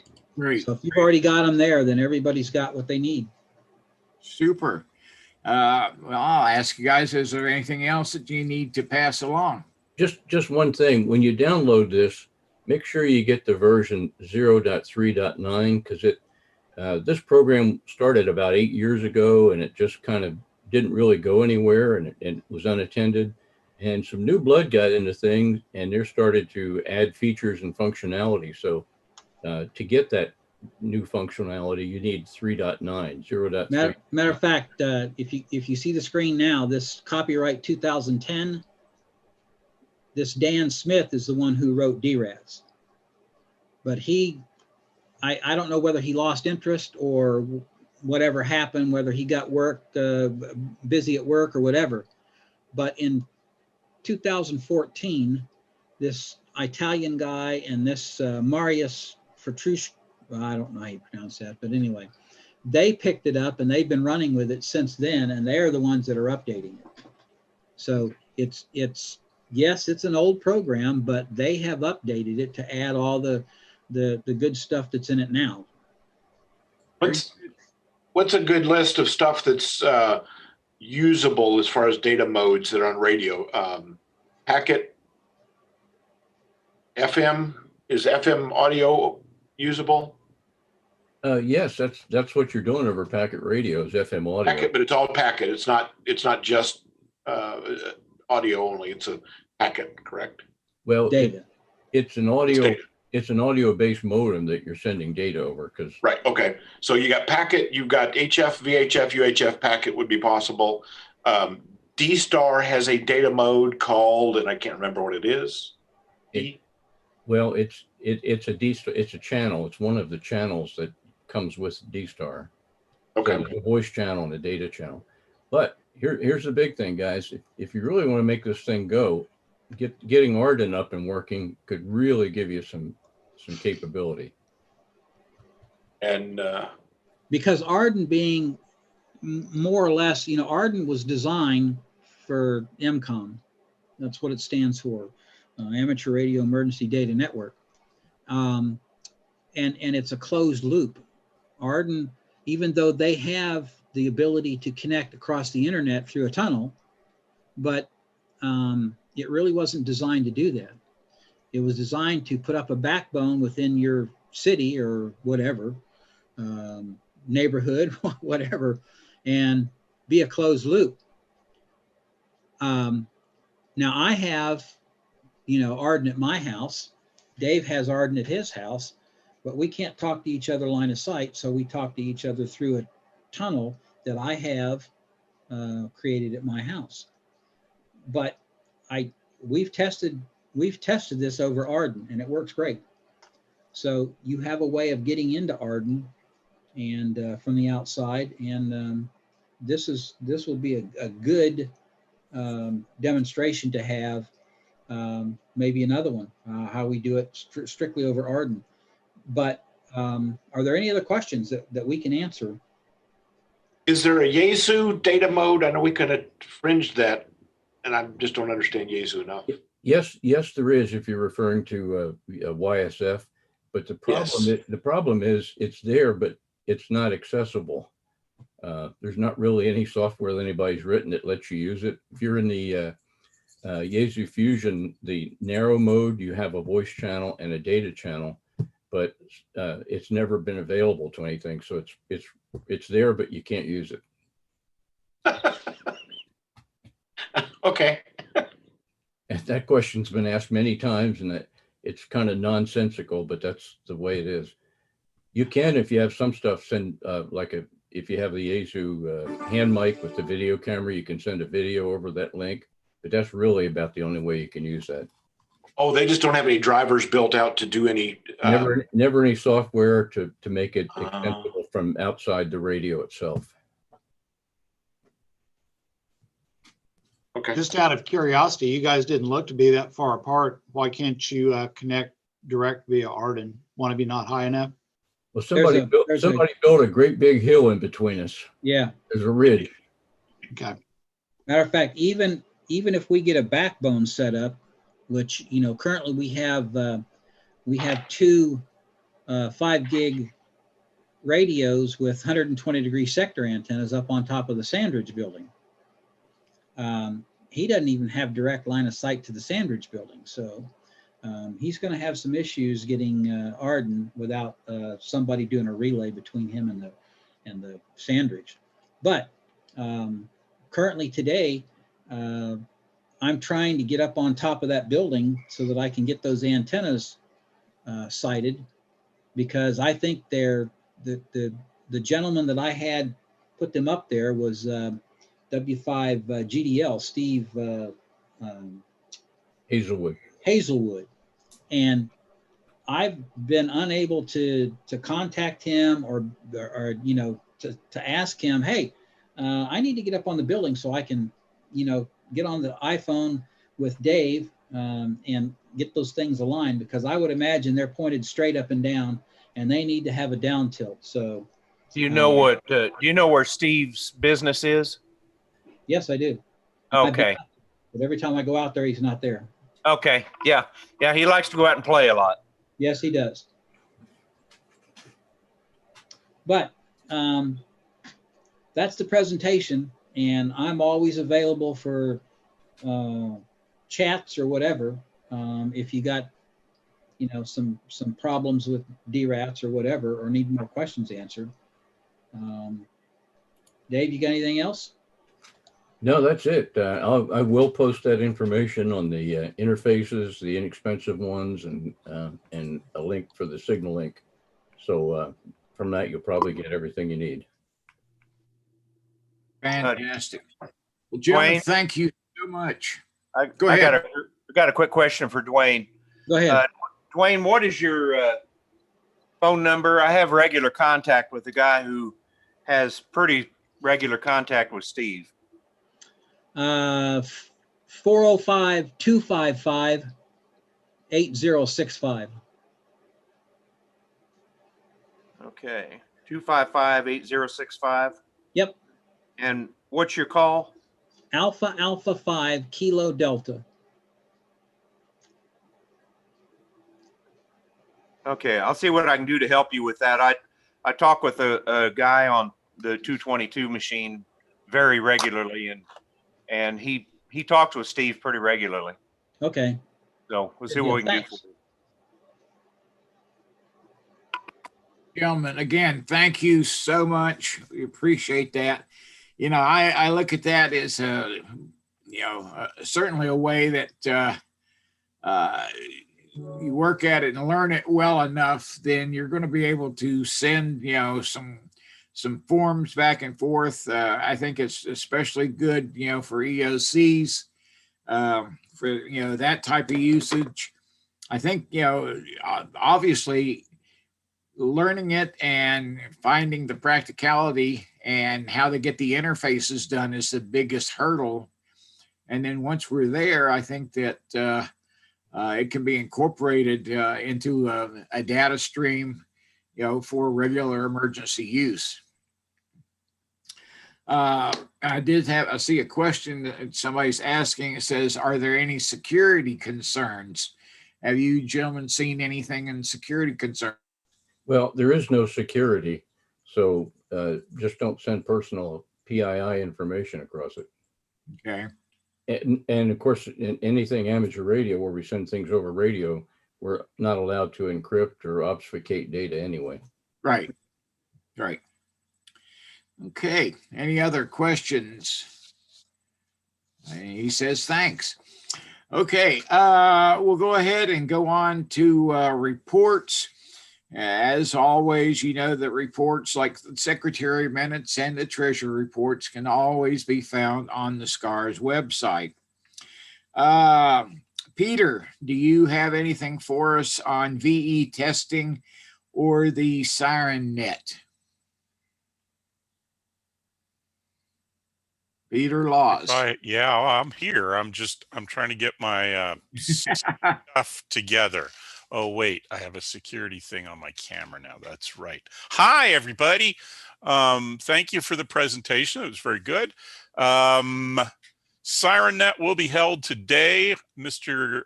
Kitch has confirmed that Moore will be making lots of noise. Mr. Grizzle is out of town taking a break from work, for which I'm sure he is grateful. I don't know for certain that Norman will be sounding, but I bet they will be, because he probably would have set it to not sound and let us know earlier, but that's so. Anyway, so Norman and Moore are definitely testing. Well, probably definitely testing. The other two cities, not really sure. Exam team stuff. Let me see if I can do that. That's my logbook. That's my scanner. That's not the right thing. Hang on. Let me pull up my statistics here. We did have a test session. Boy, I'm not organized. I'm sorry about that. The problem is I have too many screens going. That's the problem. IT org chart. That's not it. That's not it. Oh, where did it go? Too many or not enough? Well, I don't know. Missing one. Boy, this is embarrassing. I have the new hams on the screen. Okay. Put the new hams on the screen. We'll do that first. So if you, let's see if we do that. There we go. We had a test session last week. Gwendolyn and Paul both got their technician class licenses, so yay. And then Jim Miller, who's been active with the club back in the old days, upgraded to extra, as did another gentleman named Michael. So yay, good for them. I think Michael's on the call, isn't he? Oh, is he? That's awesome. Yeah, so we'll do this again on January 7th, you know, pending virusy stuff. But we've been, none of us have gotten infected that I know of. I mean, we all wear masks and we clean all the tables with disinfectant, and I segregate any pens that people use if they don't bring their own and all that kind of stuff. So in fact, I have somewhere here, I have a Ziploc bag full of virus covered pens. So anyway, so yeah, January 7th, it is the end of the year. And the thing I wanted to show you, there he is right there. Let's see, do that and do that. Everybody see a spreadsheet on the screen there? Yep. Yep. Okay. The yellow line down here is this year. 39. I only track elements. Let me restate that. I only publicize the number of elements that are passed. I see no reason to keep a public tally of elements failed. We tend to egg people into taking the next test, particularly technicians. We try to egg them into taking the general test. And so a lot of people don't pass, and I don't see a reason to publicize that number. I track it, but why publicize it? But we had 39 people pass test elements this year. That resulted in 27 new amateur radio operators, and then we had 8 more who upgraded. As you can see, that's down some this year. Gee, I wonder why. If I do this, let's see if I am smart enough to do this. I do that and I do that. That's not the one I wanted, but okay, that'll work too. That's actually the one I wanted. You can see we only managed 10 sessions this year because of the COVID stupidity. We normally do at least 12 a year, and you can see there's some years in 2018 we did 17 test sessions.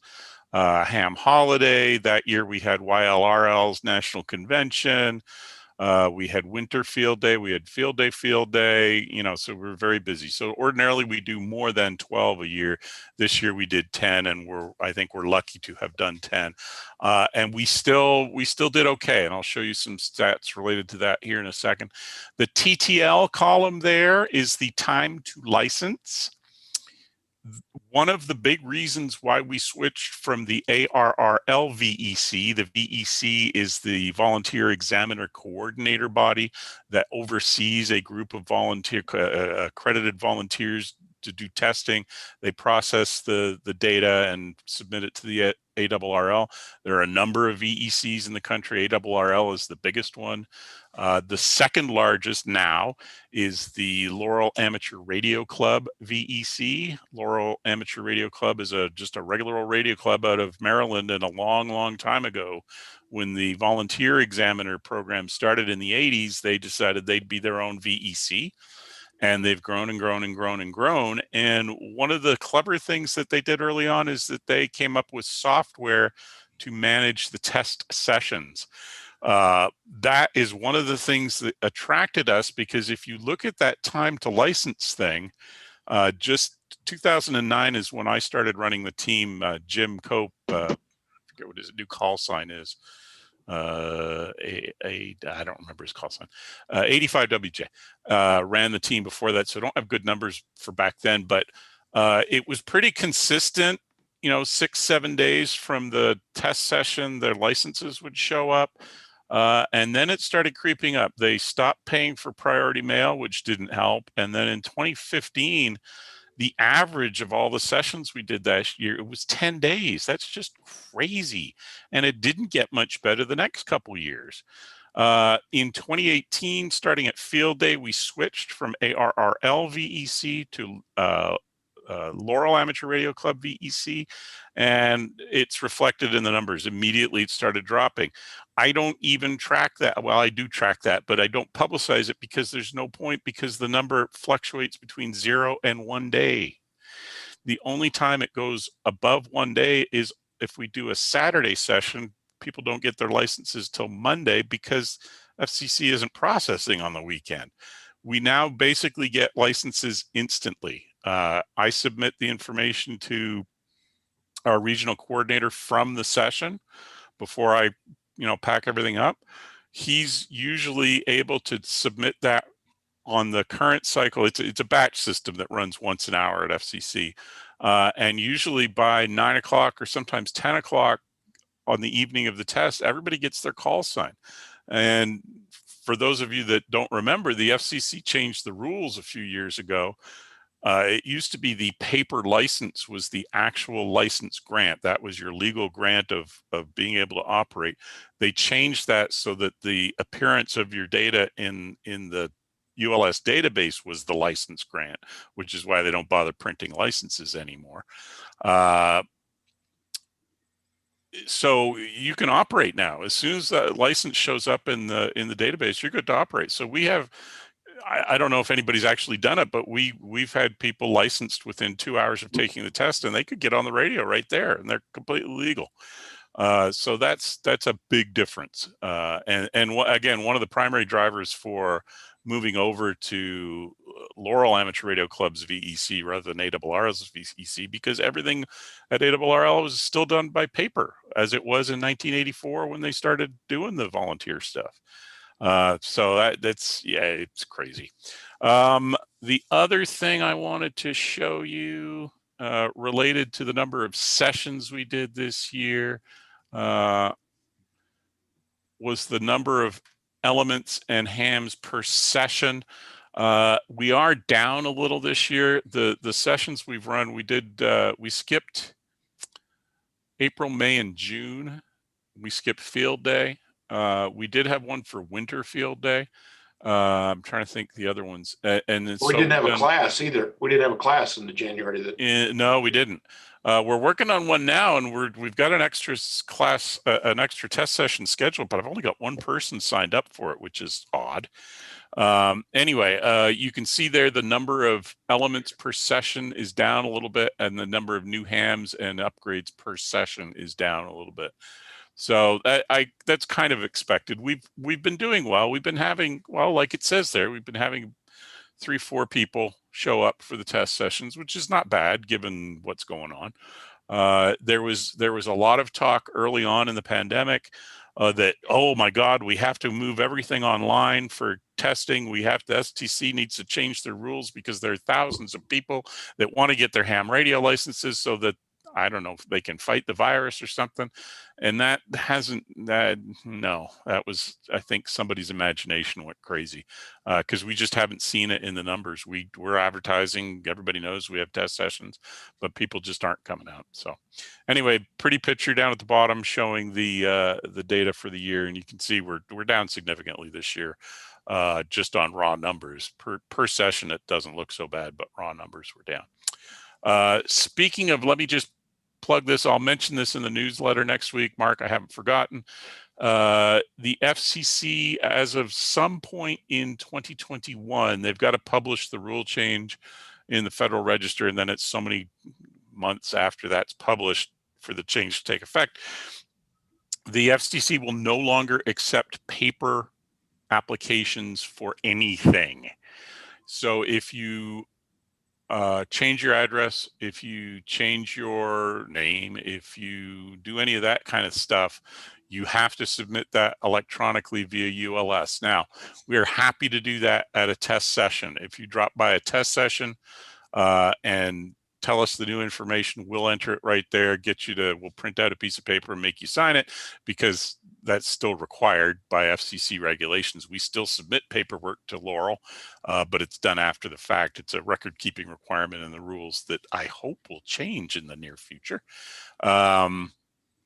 we're happy to take care of that at a test session. And given the situation currently with the public health stuff, we can probably make arrangements if you're not interested in going into ULS and doing it yourself, which you can for free.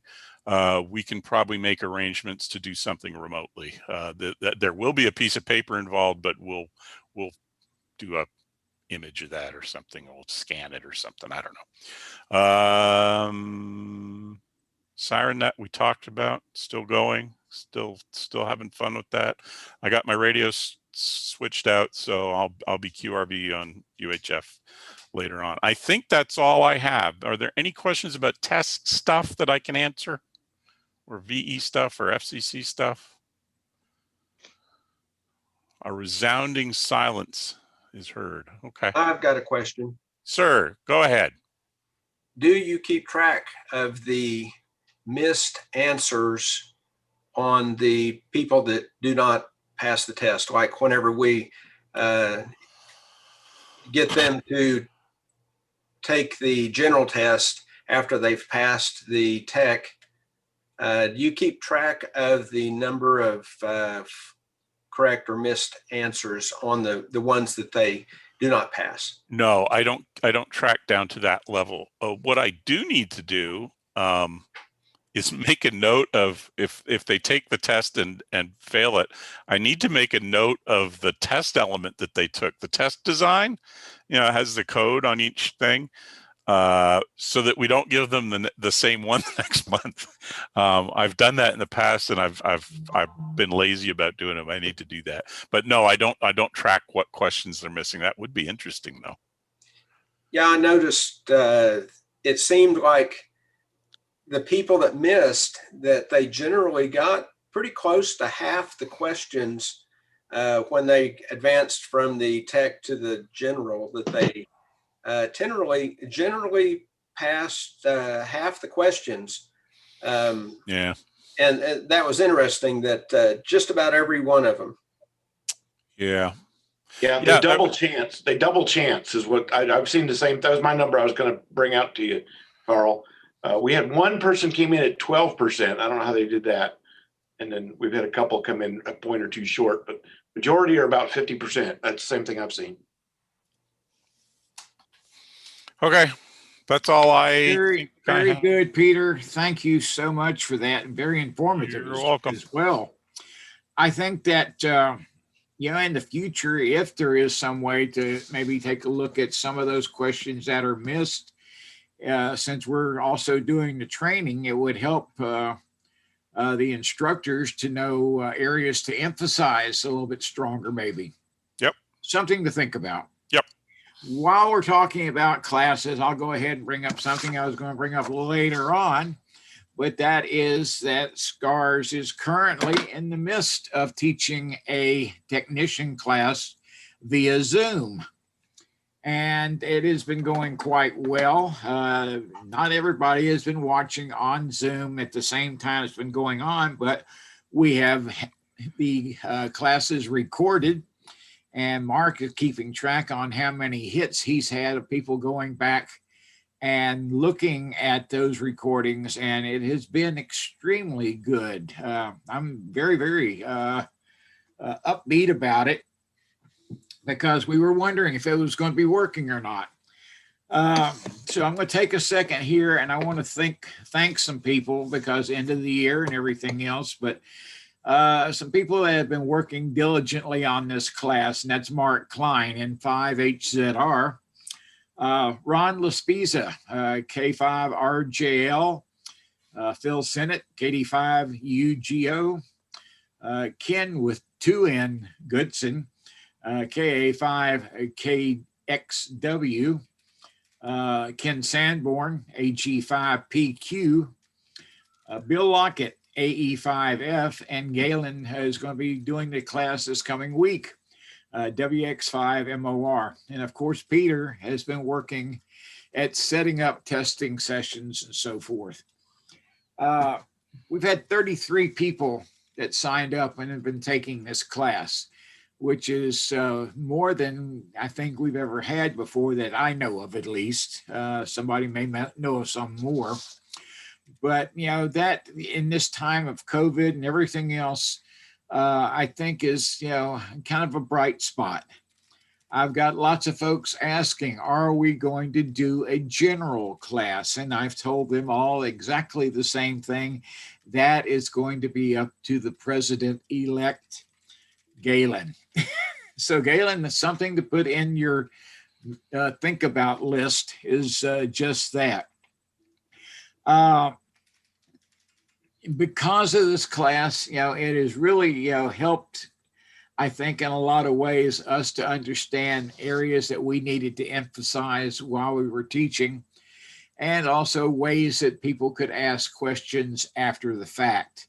And that has also worked because we've had them come in on Elmer nights and different ways like that. So it's a good thing all the way around. Mark or any of the other guys, you want to put in anything on that? No, the only thing I want to add is it is on the web at w5nor.org/tech, TECH.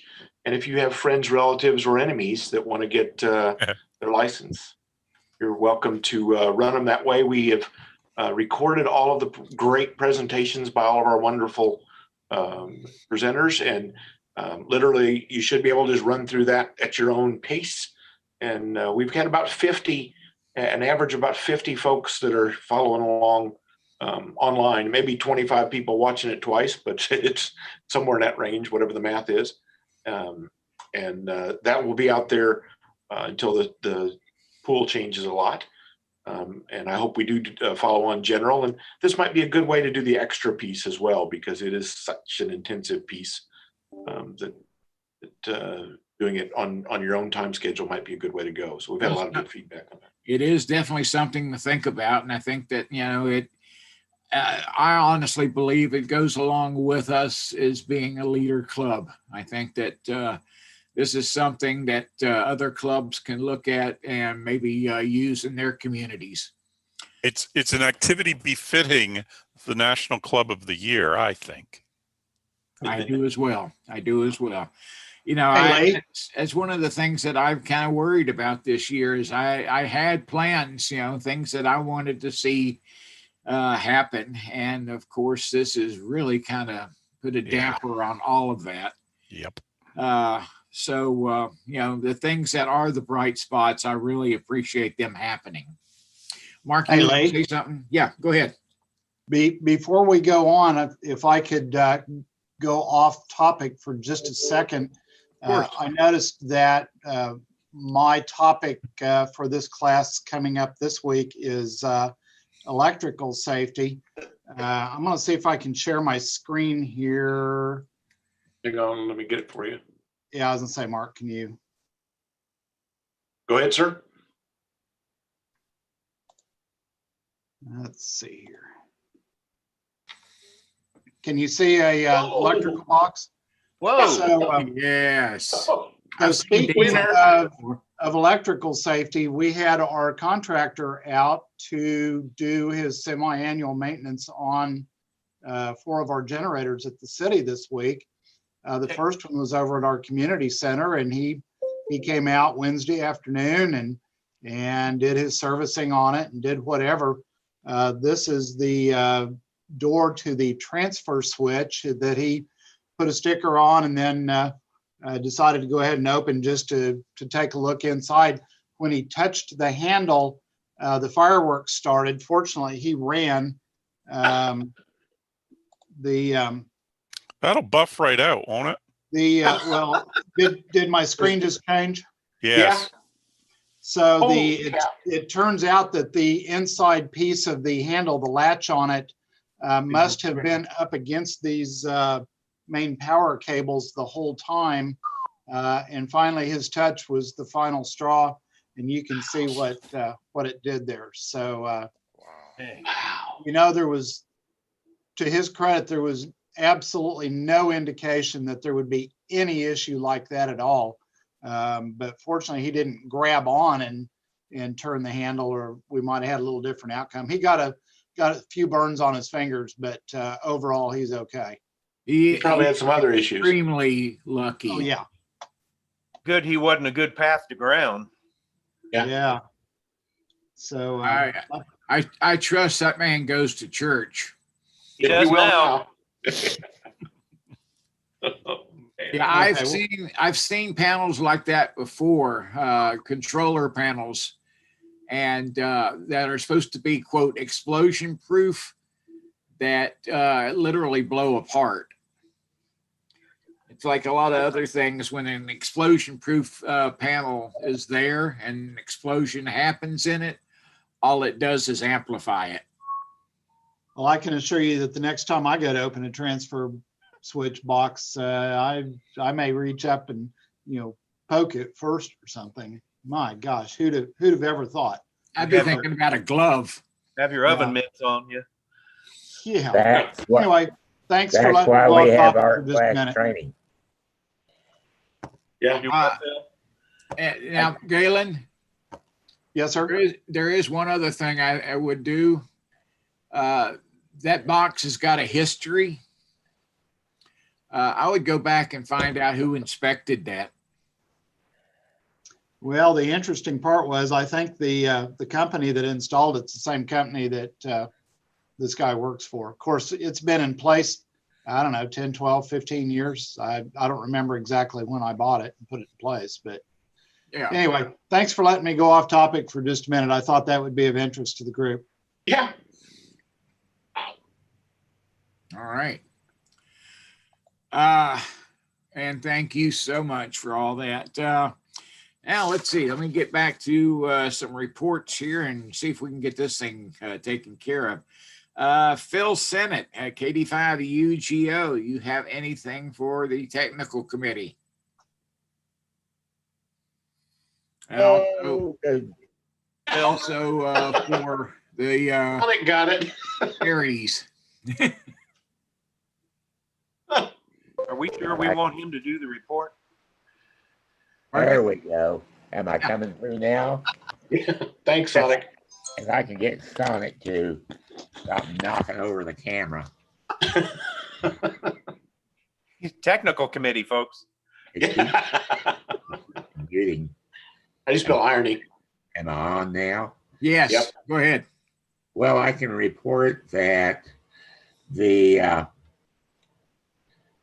MACnet is the one entity in our club that has probably grown as a result of the coronavirus. The MACnet was started because of the virus and is still running well and strong. We have around 25 check-ins each morning, Monday through Saturday, on that net, and it seems to be a popular net. Denny's doing a great job on Tuesday and Thursday.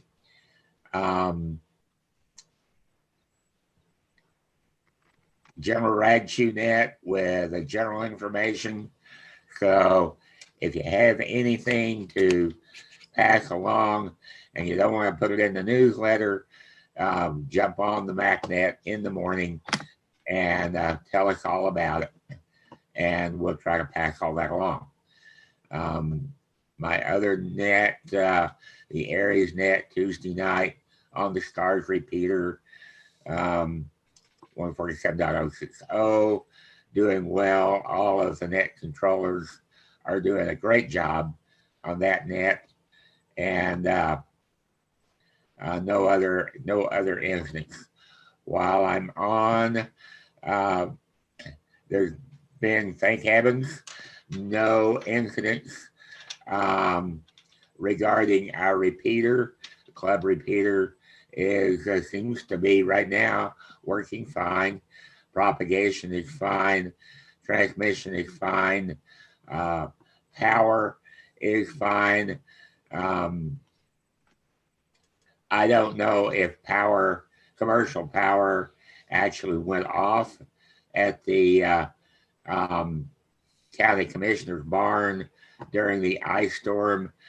Don't know, don't care, because our repeater had power throughout that incident.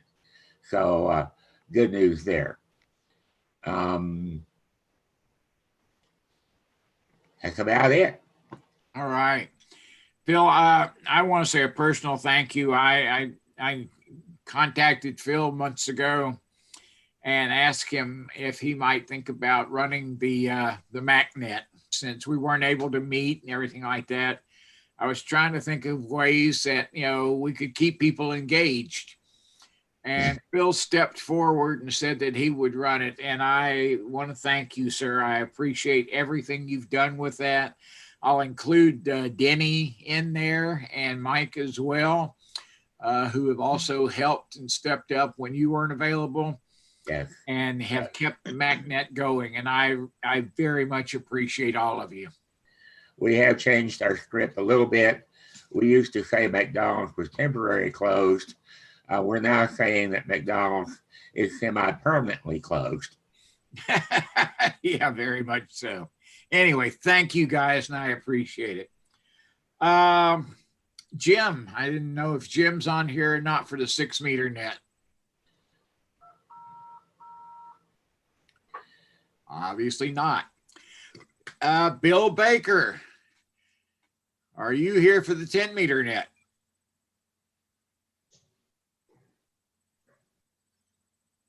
Going once, going twice. All right. Denny, I know that you're here because I saw you. Mr. Denny, you want to talk about the gossip net? That's been doing really pretty good. I don't know, almost 20 people checking in on an average, I think. And it's a place where they can come in there and chew the fat and tell us about their day and ask questions and all, just have a good time. Takes about 30 or 40 minutes. And thank you as well for keeping that going and also for volunteering for the MacNet, sir. Glad to do it. Let's see. Mark, since I've been talking so much, why don't you talk about the DMR APRS? I'll be happy to. DMR APRS is 8:15 on Monday evenings, hosted by Kenny Rogers' cousin, Lee Greenlee, and Mark Klein. And Dino put that in there.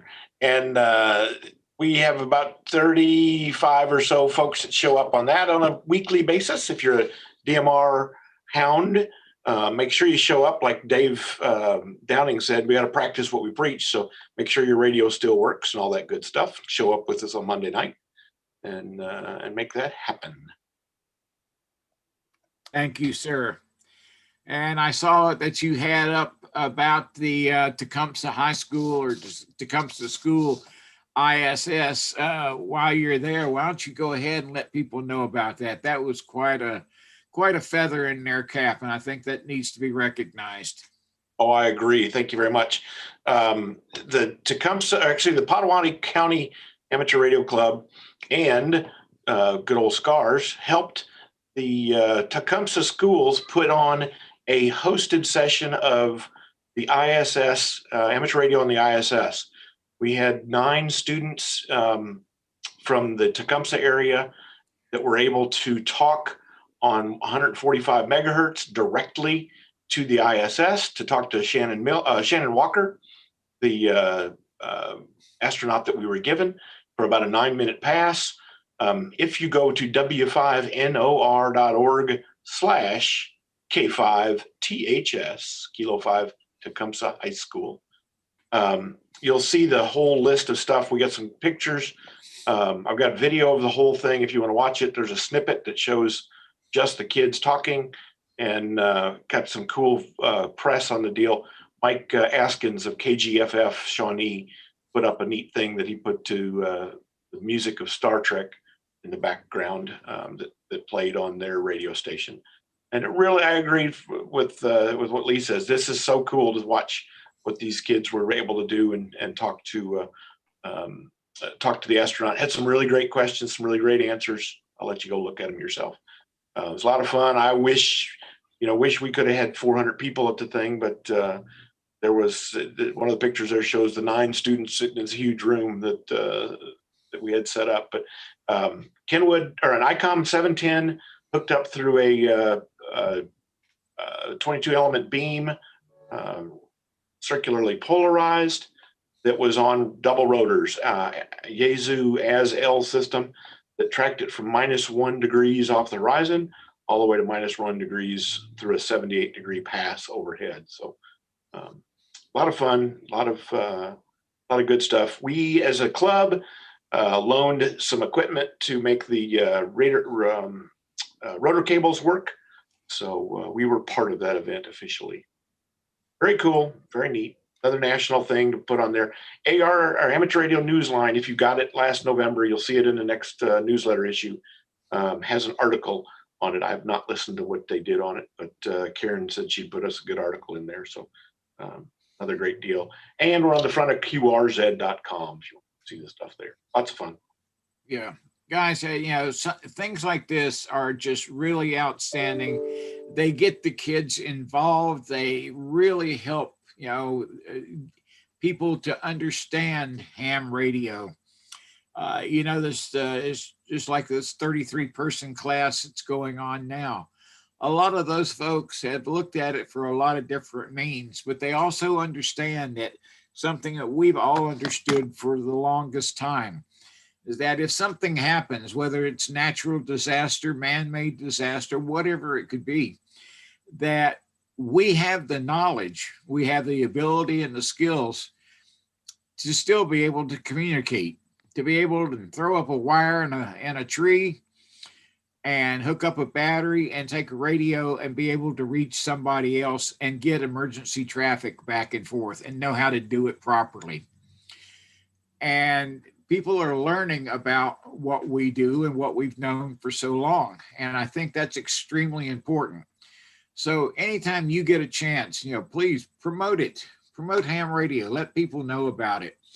And let them know that it's not just some old guys, sitting around, talking about going to lunch and, or what kind of radio you got. Well, I got this. There's a lot of other aspects to it. And International Space Station is just one of them.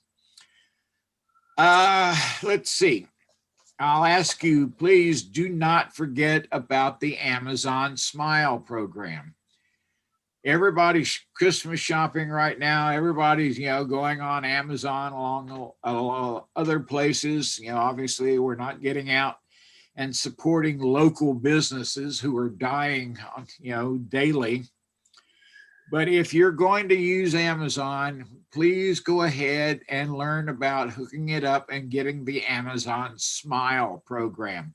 It does not cost you a single penny. What it does is it takes money out of Amazon's pocket and puts it in the club's pocket. And I think Peter's already left, but I think in the last quarter, we already got over $100 in the last quarter.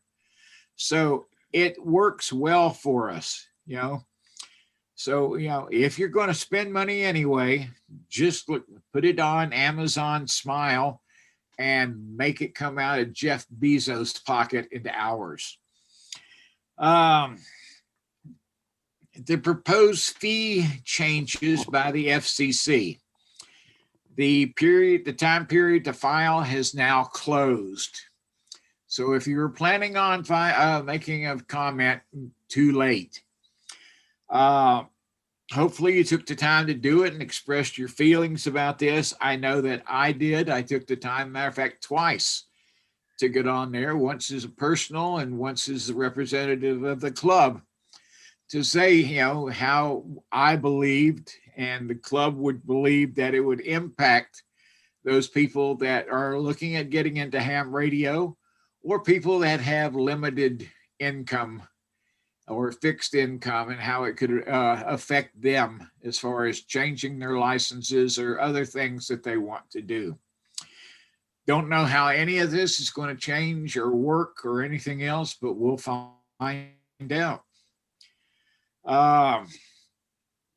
SCARS dues are due for 2021. If you're going to pay for 2020, you're way too late. You didn't do it the whole year long. But now is the time to start paying for next year. and how do you do it? Well, you can go on the internet and go to PayPal and send it to the club. All you have to do is go to w5nor.org under membership, and it's going to give you all the information you need to be able to take care of it. And yes, Hank will accept checks sent in by snail mail. So however you want to send us your money, folks, we appreciate it greatly.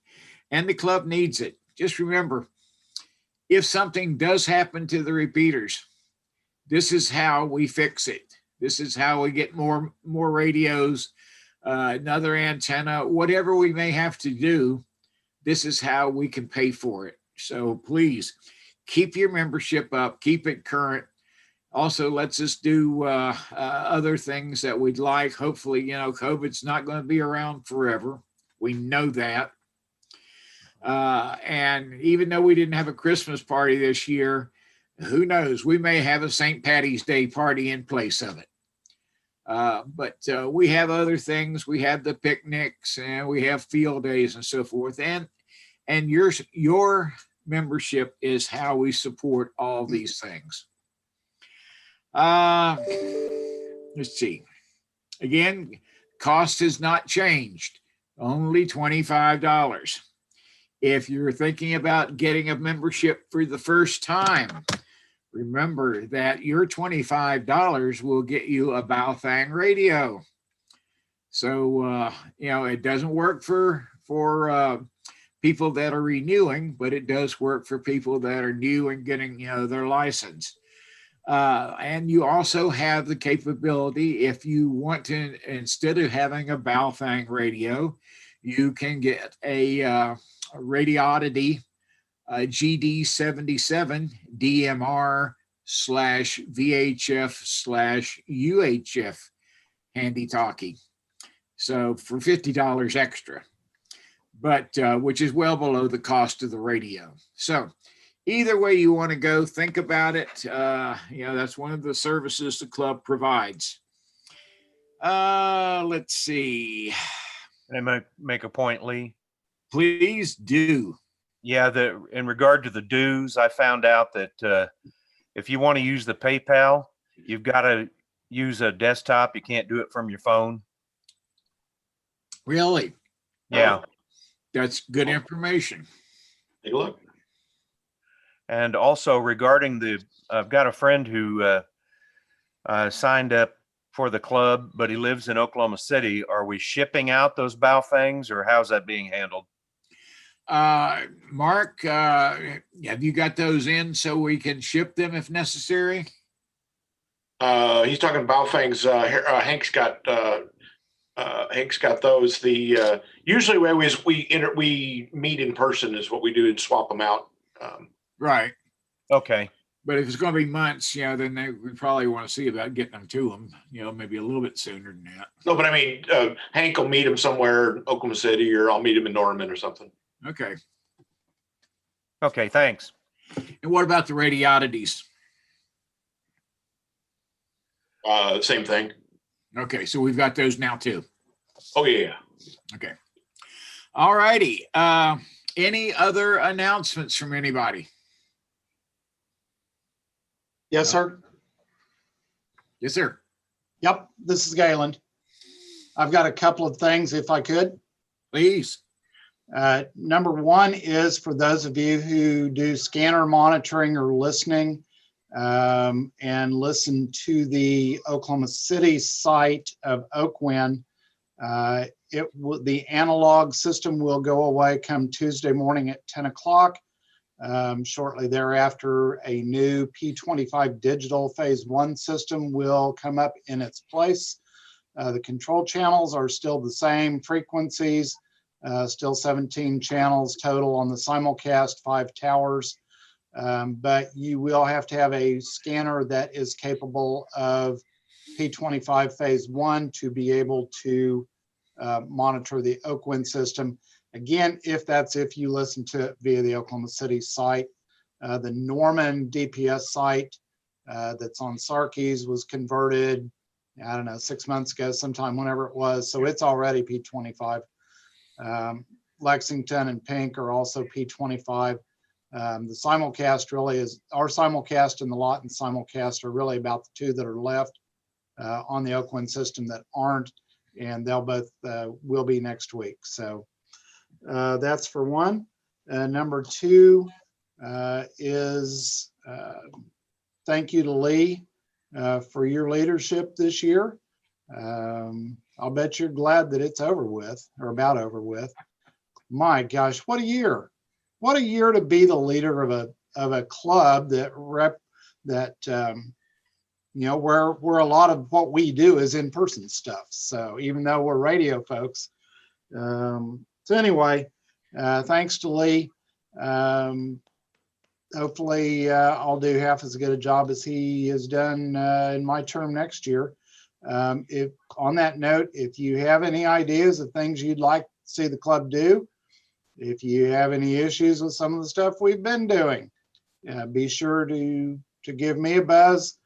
Give Wayne Dutton, KK5IO, a buzz. He'll be your vice president and president-elect next year. Give Hank, give Chris Pape, or any of the rest of the executive committee. You know, we're here just to reflect what your ideas are. And finally, this doesn't have anything to do with scars, but a reminder that tonight, 6 to 8, I think, will be the Norman's Reverse Christmas Parade. Normally we stage it at the east parking lot at Norman High, and they run it down Main Street. That's not happening this year. This year, all of the entries, all 20 or so of them, will be set up around the edges of Andrews Park, north of the police department. And the entries will be stationary, and the spectators will be moving. Drive your car around, and you'll get to vote for your favorite display and so on. I believe the Norman North and Norman High bands will be combined. I think the Norman North Jazz Choir is going to be there. I think Center Theater is going to be there. They were going to back out. I don't know whether they're really going to show up tonight or not. But there'll be lots of cool displays around. So 6 to 8 tonight. You can enter it from anywhere around any of the 4 intersections surrounding Andrews Park. So that's all I have. Thank you, sir. Galen, thank you so much. And thank you for all your assistance this year to me. It really has made a big difference. With that, I will ask, does anyone have any new business? Going once, going twice. All right. Then other than that, I will again say thank you to everyone. I appreciate it. I will echo what Galen said. If you have something that you want to see the club do, say something. That's the only way we put on these programs, is by people saying, I'd like to see how to do this, or I'd like to learn how to do this. And that's what we want. You know, that's what made us the club that we are, is trying to give programs that had meaning, and trying to give programs that, you know, really meant something to people, that this is what you can actually do with this hobby. Again, my thanks to everyone. I appreciate you. I'll be a lot more quiet, but I'll still be around. So with that, I wish you a Merry Christmas and a Happy New Year, and peace. The meeting is now adjourned. It's a Merry Christmas mask this year. Yeah. Yeah. Live long and prosper. See you Tuesday and Wednesday, last class for technician. Yoo-hoo! Yep. And then That's if I survive. That's if I survive the cutover on Tuesday. I got your back. I got your back. It'll be easy. About all they've got to do is go out and disconnect the coax off one set of repeaters and connect it up to the other. Who's doing that work, Galen? Motorola. Oh, okay. You I mean know. you got them to do something else? Oh, these are the shiny Motorola guys. They're the good ones. Good. But they have to have 5 or 6 service techs in because they have to have one at each site, each tower site. And of course, there's 5 of them, so that they can, they can't fix one and then drive to the next one. And we have 2 up in Edmond and 1 at DPS, 1 down here, and 1 over at 240 in Anderson. So they'll have techs at all of them, and they say, 5-10 minutes. They got it done right. It should be just that way. That's good planning. And of course, Norman is, P25 phase 2. So The infrastructure on the Oklahoma City simulcast and on the Norman Sarkey's site is phase 2 capable, but there's nobody that's got phase 2, TDMA radios. So, all right. They, for a talk group to go that way, all of the radios affiliated have to be that way. So it'll be a long time before phase 2 actually happens here, but we're certainly capable. Well, one of the things they finally got worked out in Norman, from at least the information I've been getting from the contractor and everything, is the being able to intercommunicate with the different sites. Oklahoma City, the tribes, I think Moore's taken care of now. Yeah, so that was the big thing, is interoperability. Because I told them, as being on the PSST committee, that I didn't want to see that contract signed off until that interoperability was there and solid. Now, the ISSI interfaces, I think, have been a source of issues. Yeah, they have. It wasn't that it wasn't planned and stuff. It's just, sometimes when you go to connect things, they don't connect right. But I know Oklahoma City's been working on it. Norman's been working on it. State's been working on it. So as far as I know, everything's up. So yeah, the biggest problem, or the last hurdle, has been Motorola. Imagine that. Yeah. Now, you say that, but I know that from talking to my friends in the other 2 systems, that Harris has been a pain in the butt too. They have. Oh yeah, they changed site engineers on us twice. Yeah, I wasn't happy about that either. But then neither have the other people in the city, that knew a little bit of something about it. Russell has been really, really good. And David Teicher, Major Teicher for the police department, has been running it for a long time, but David had 0 radio background other than, push the microphone button. I can assure you, I've learned more about the construction of this system and interference in the last month and a half, 2 months, than I ever thought I would need to learn. You had it beaten into you. Well, when did I tell you they think they found the interference problem? Yeah. And it is us? No. Oh. It they had contacted the FCC, who wasn't much help because they don't want to travel right now.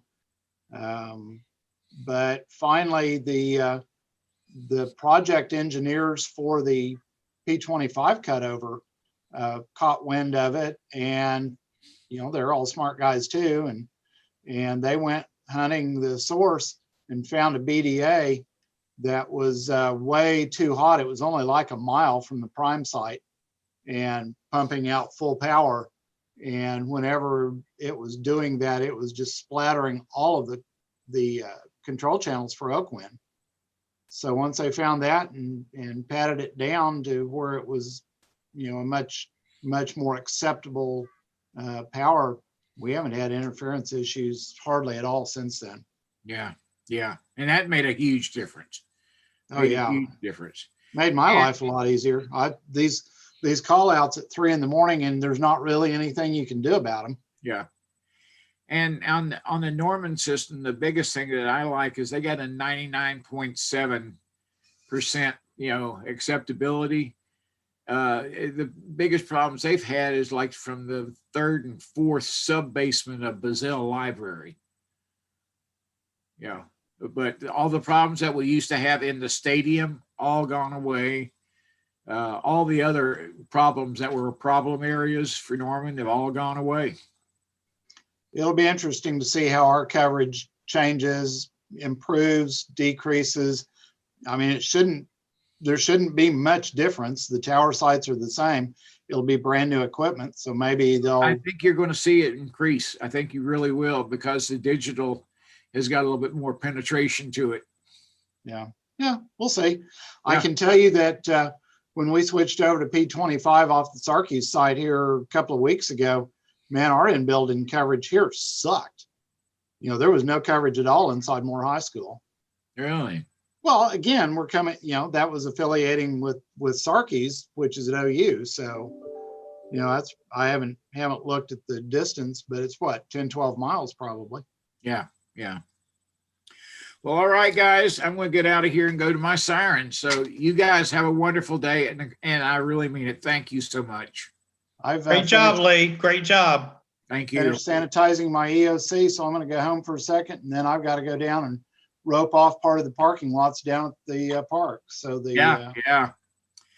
Take care. Be safe, Galen. Spend all day, but bye-bye. See y'all. See you guys Tuesday night for get together. Word.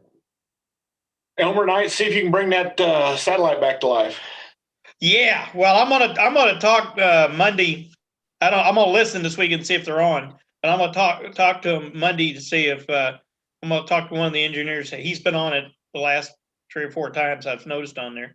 I'm gonna see if he can give me maybe some update of what they finally determined that they're gonna do with it, or just leave it alone, or they think they know what it might be. So I'll give you some type of update Tuesday night. Good deal. And I'll ask the obvious question, being a ham, if they're going to send up another satellite and replace it. But I think they're working on one right now. I just don't remember what it's called. But it's about half the size, if not a third the size of the AO91. So yeah, they've always got something in the works. So I'll ask them, just see what type of response I get. But anyway, see you guys Tuesday night. Watch out for all that snow this weekend. Oh, just quit saying that. Hey, you're gonna be standing in 4 inches of snow Sunday, so enjoy it. We don't say it. If we don't say it, we can live in denial. Right. I'm looking for somewhere between, whether we want it or not. I'm looking for somewhere between 4 and 6 where I'm sitting. So we'll see what happens. I'll go out and measure it, and I'll let you know Tuesday night. I hear it. All right. See you later. Yeah. I'm trying to, Bob, is that barbed wire behind your head, or is that Christmas tree lights around the picture behind on the right? You're muted, man. You're muted. You're muted, Bob. There we go. There you go. I do have some Christmas lights, but they're not turned on. I think what you're seeing is an old hanging from the wall, an old lacrosse stick, and then there's some old horse stuff. On your right side, there's something hanging off a picture. Other right. Other right side. Oh, this side here? Yeah, that side there. Oh, this thing here? That's actually a plant. It's like a long vine that stretches completely across the room, but it has these little nodules, little growth stems that look like lights. I guess I could put lights on them. I didn't think of that. I thought it was first I thought it was an antenna, and then right. That'd be a good antenna. And then this light behind me is the light you see is a small, like 5 watt or 3 watt LED light that it's got a USB connection, so I just have plugged into the computer. And then I've got my solar. I've got these lithium ion battery packs. I can grab one real quick and show it to you. Hang on a second.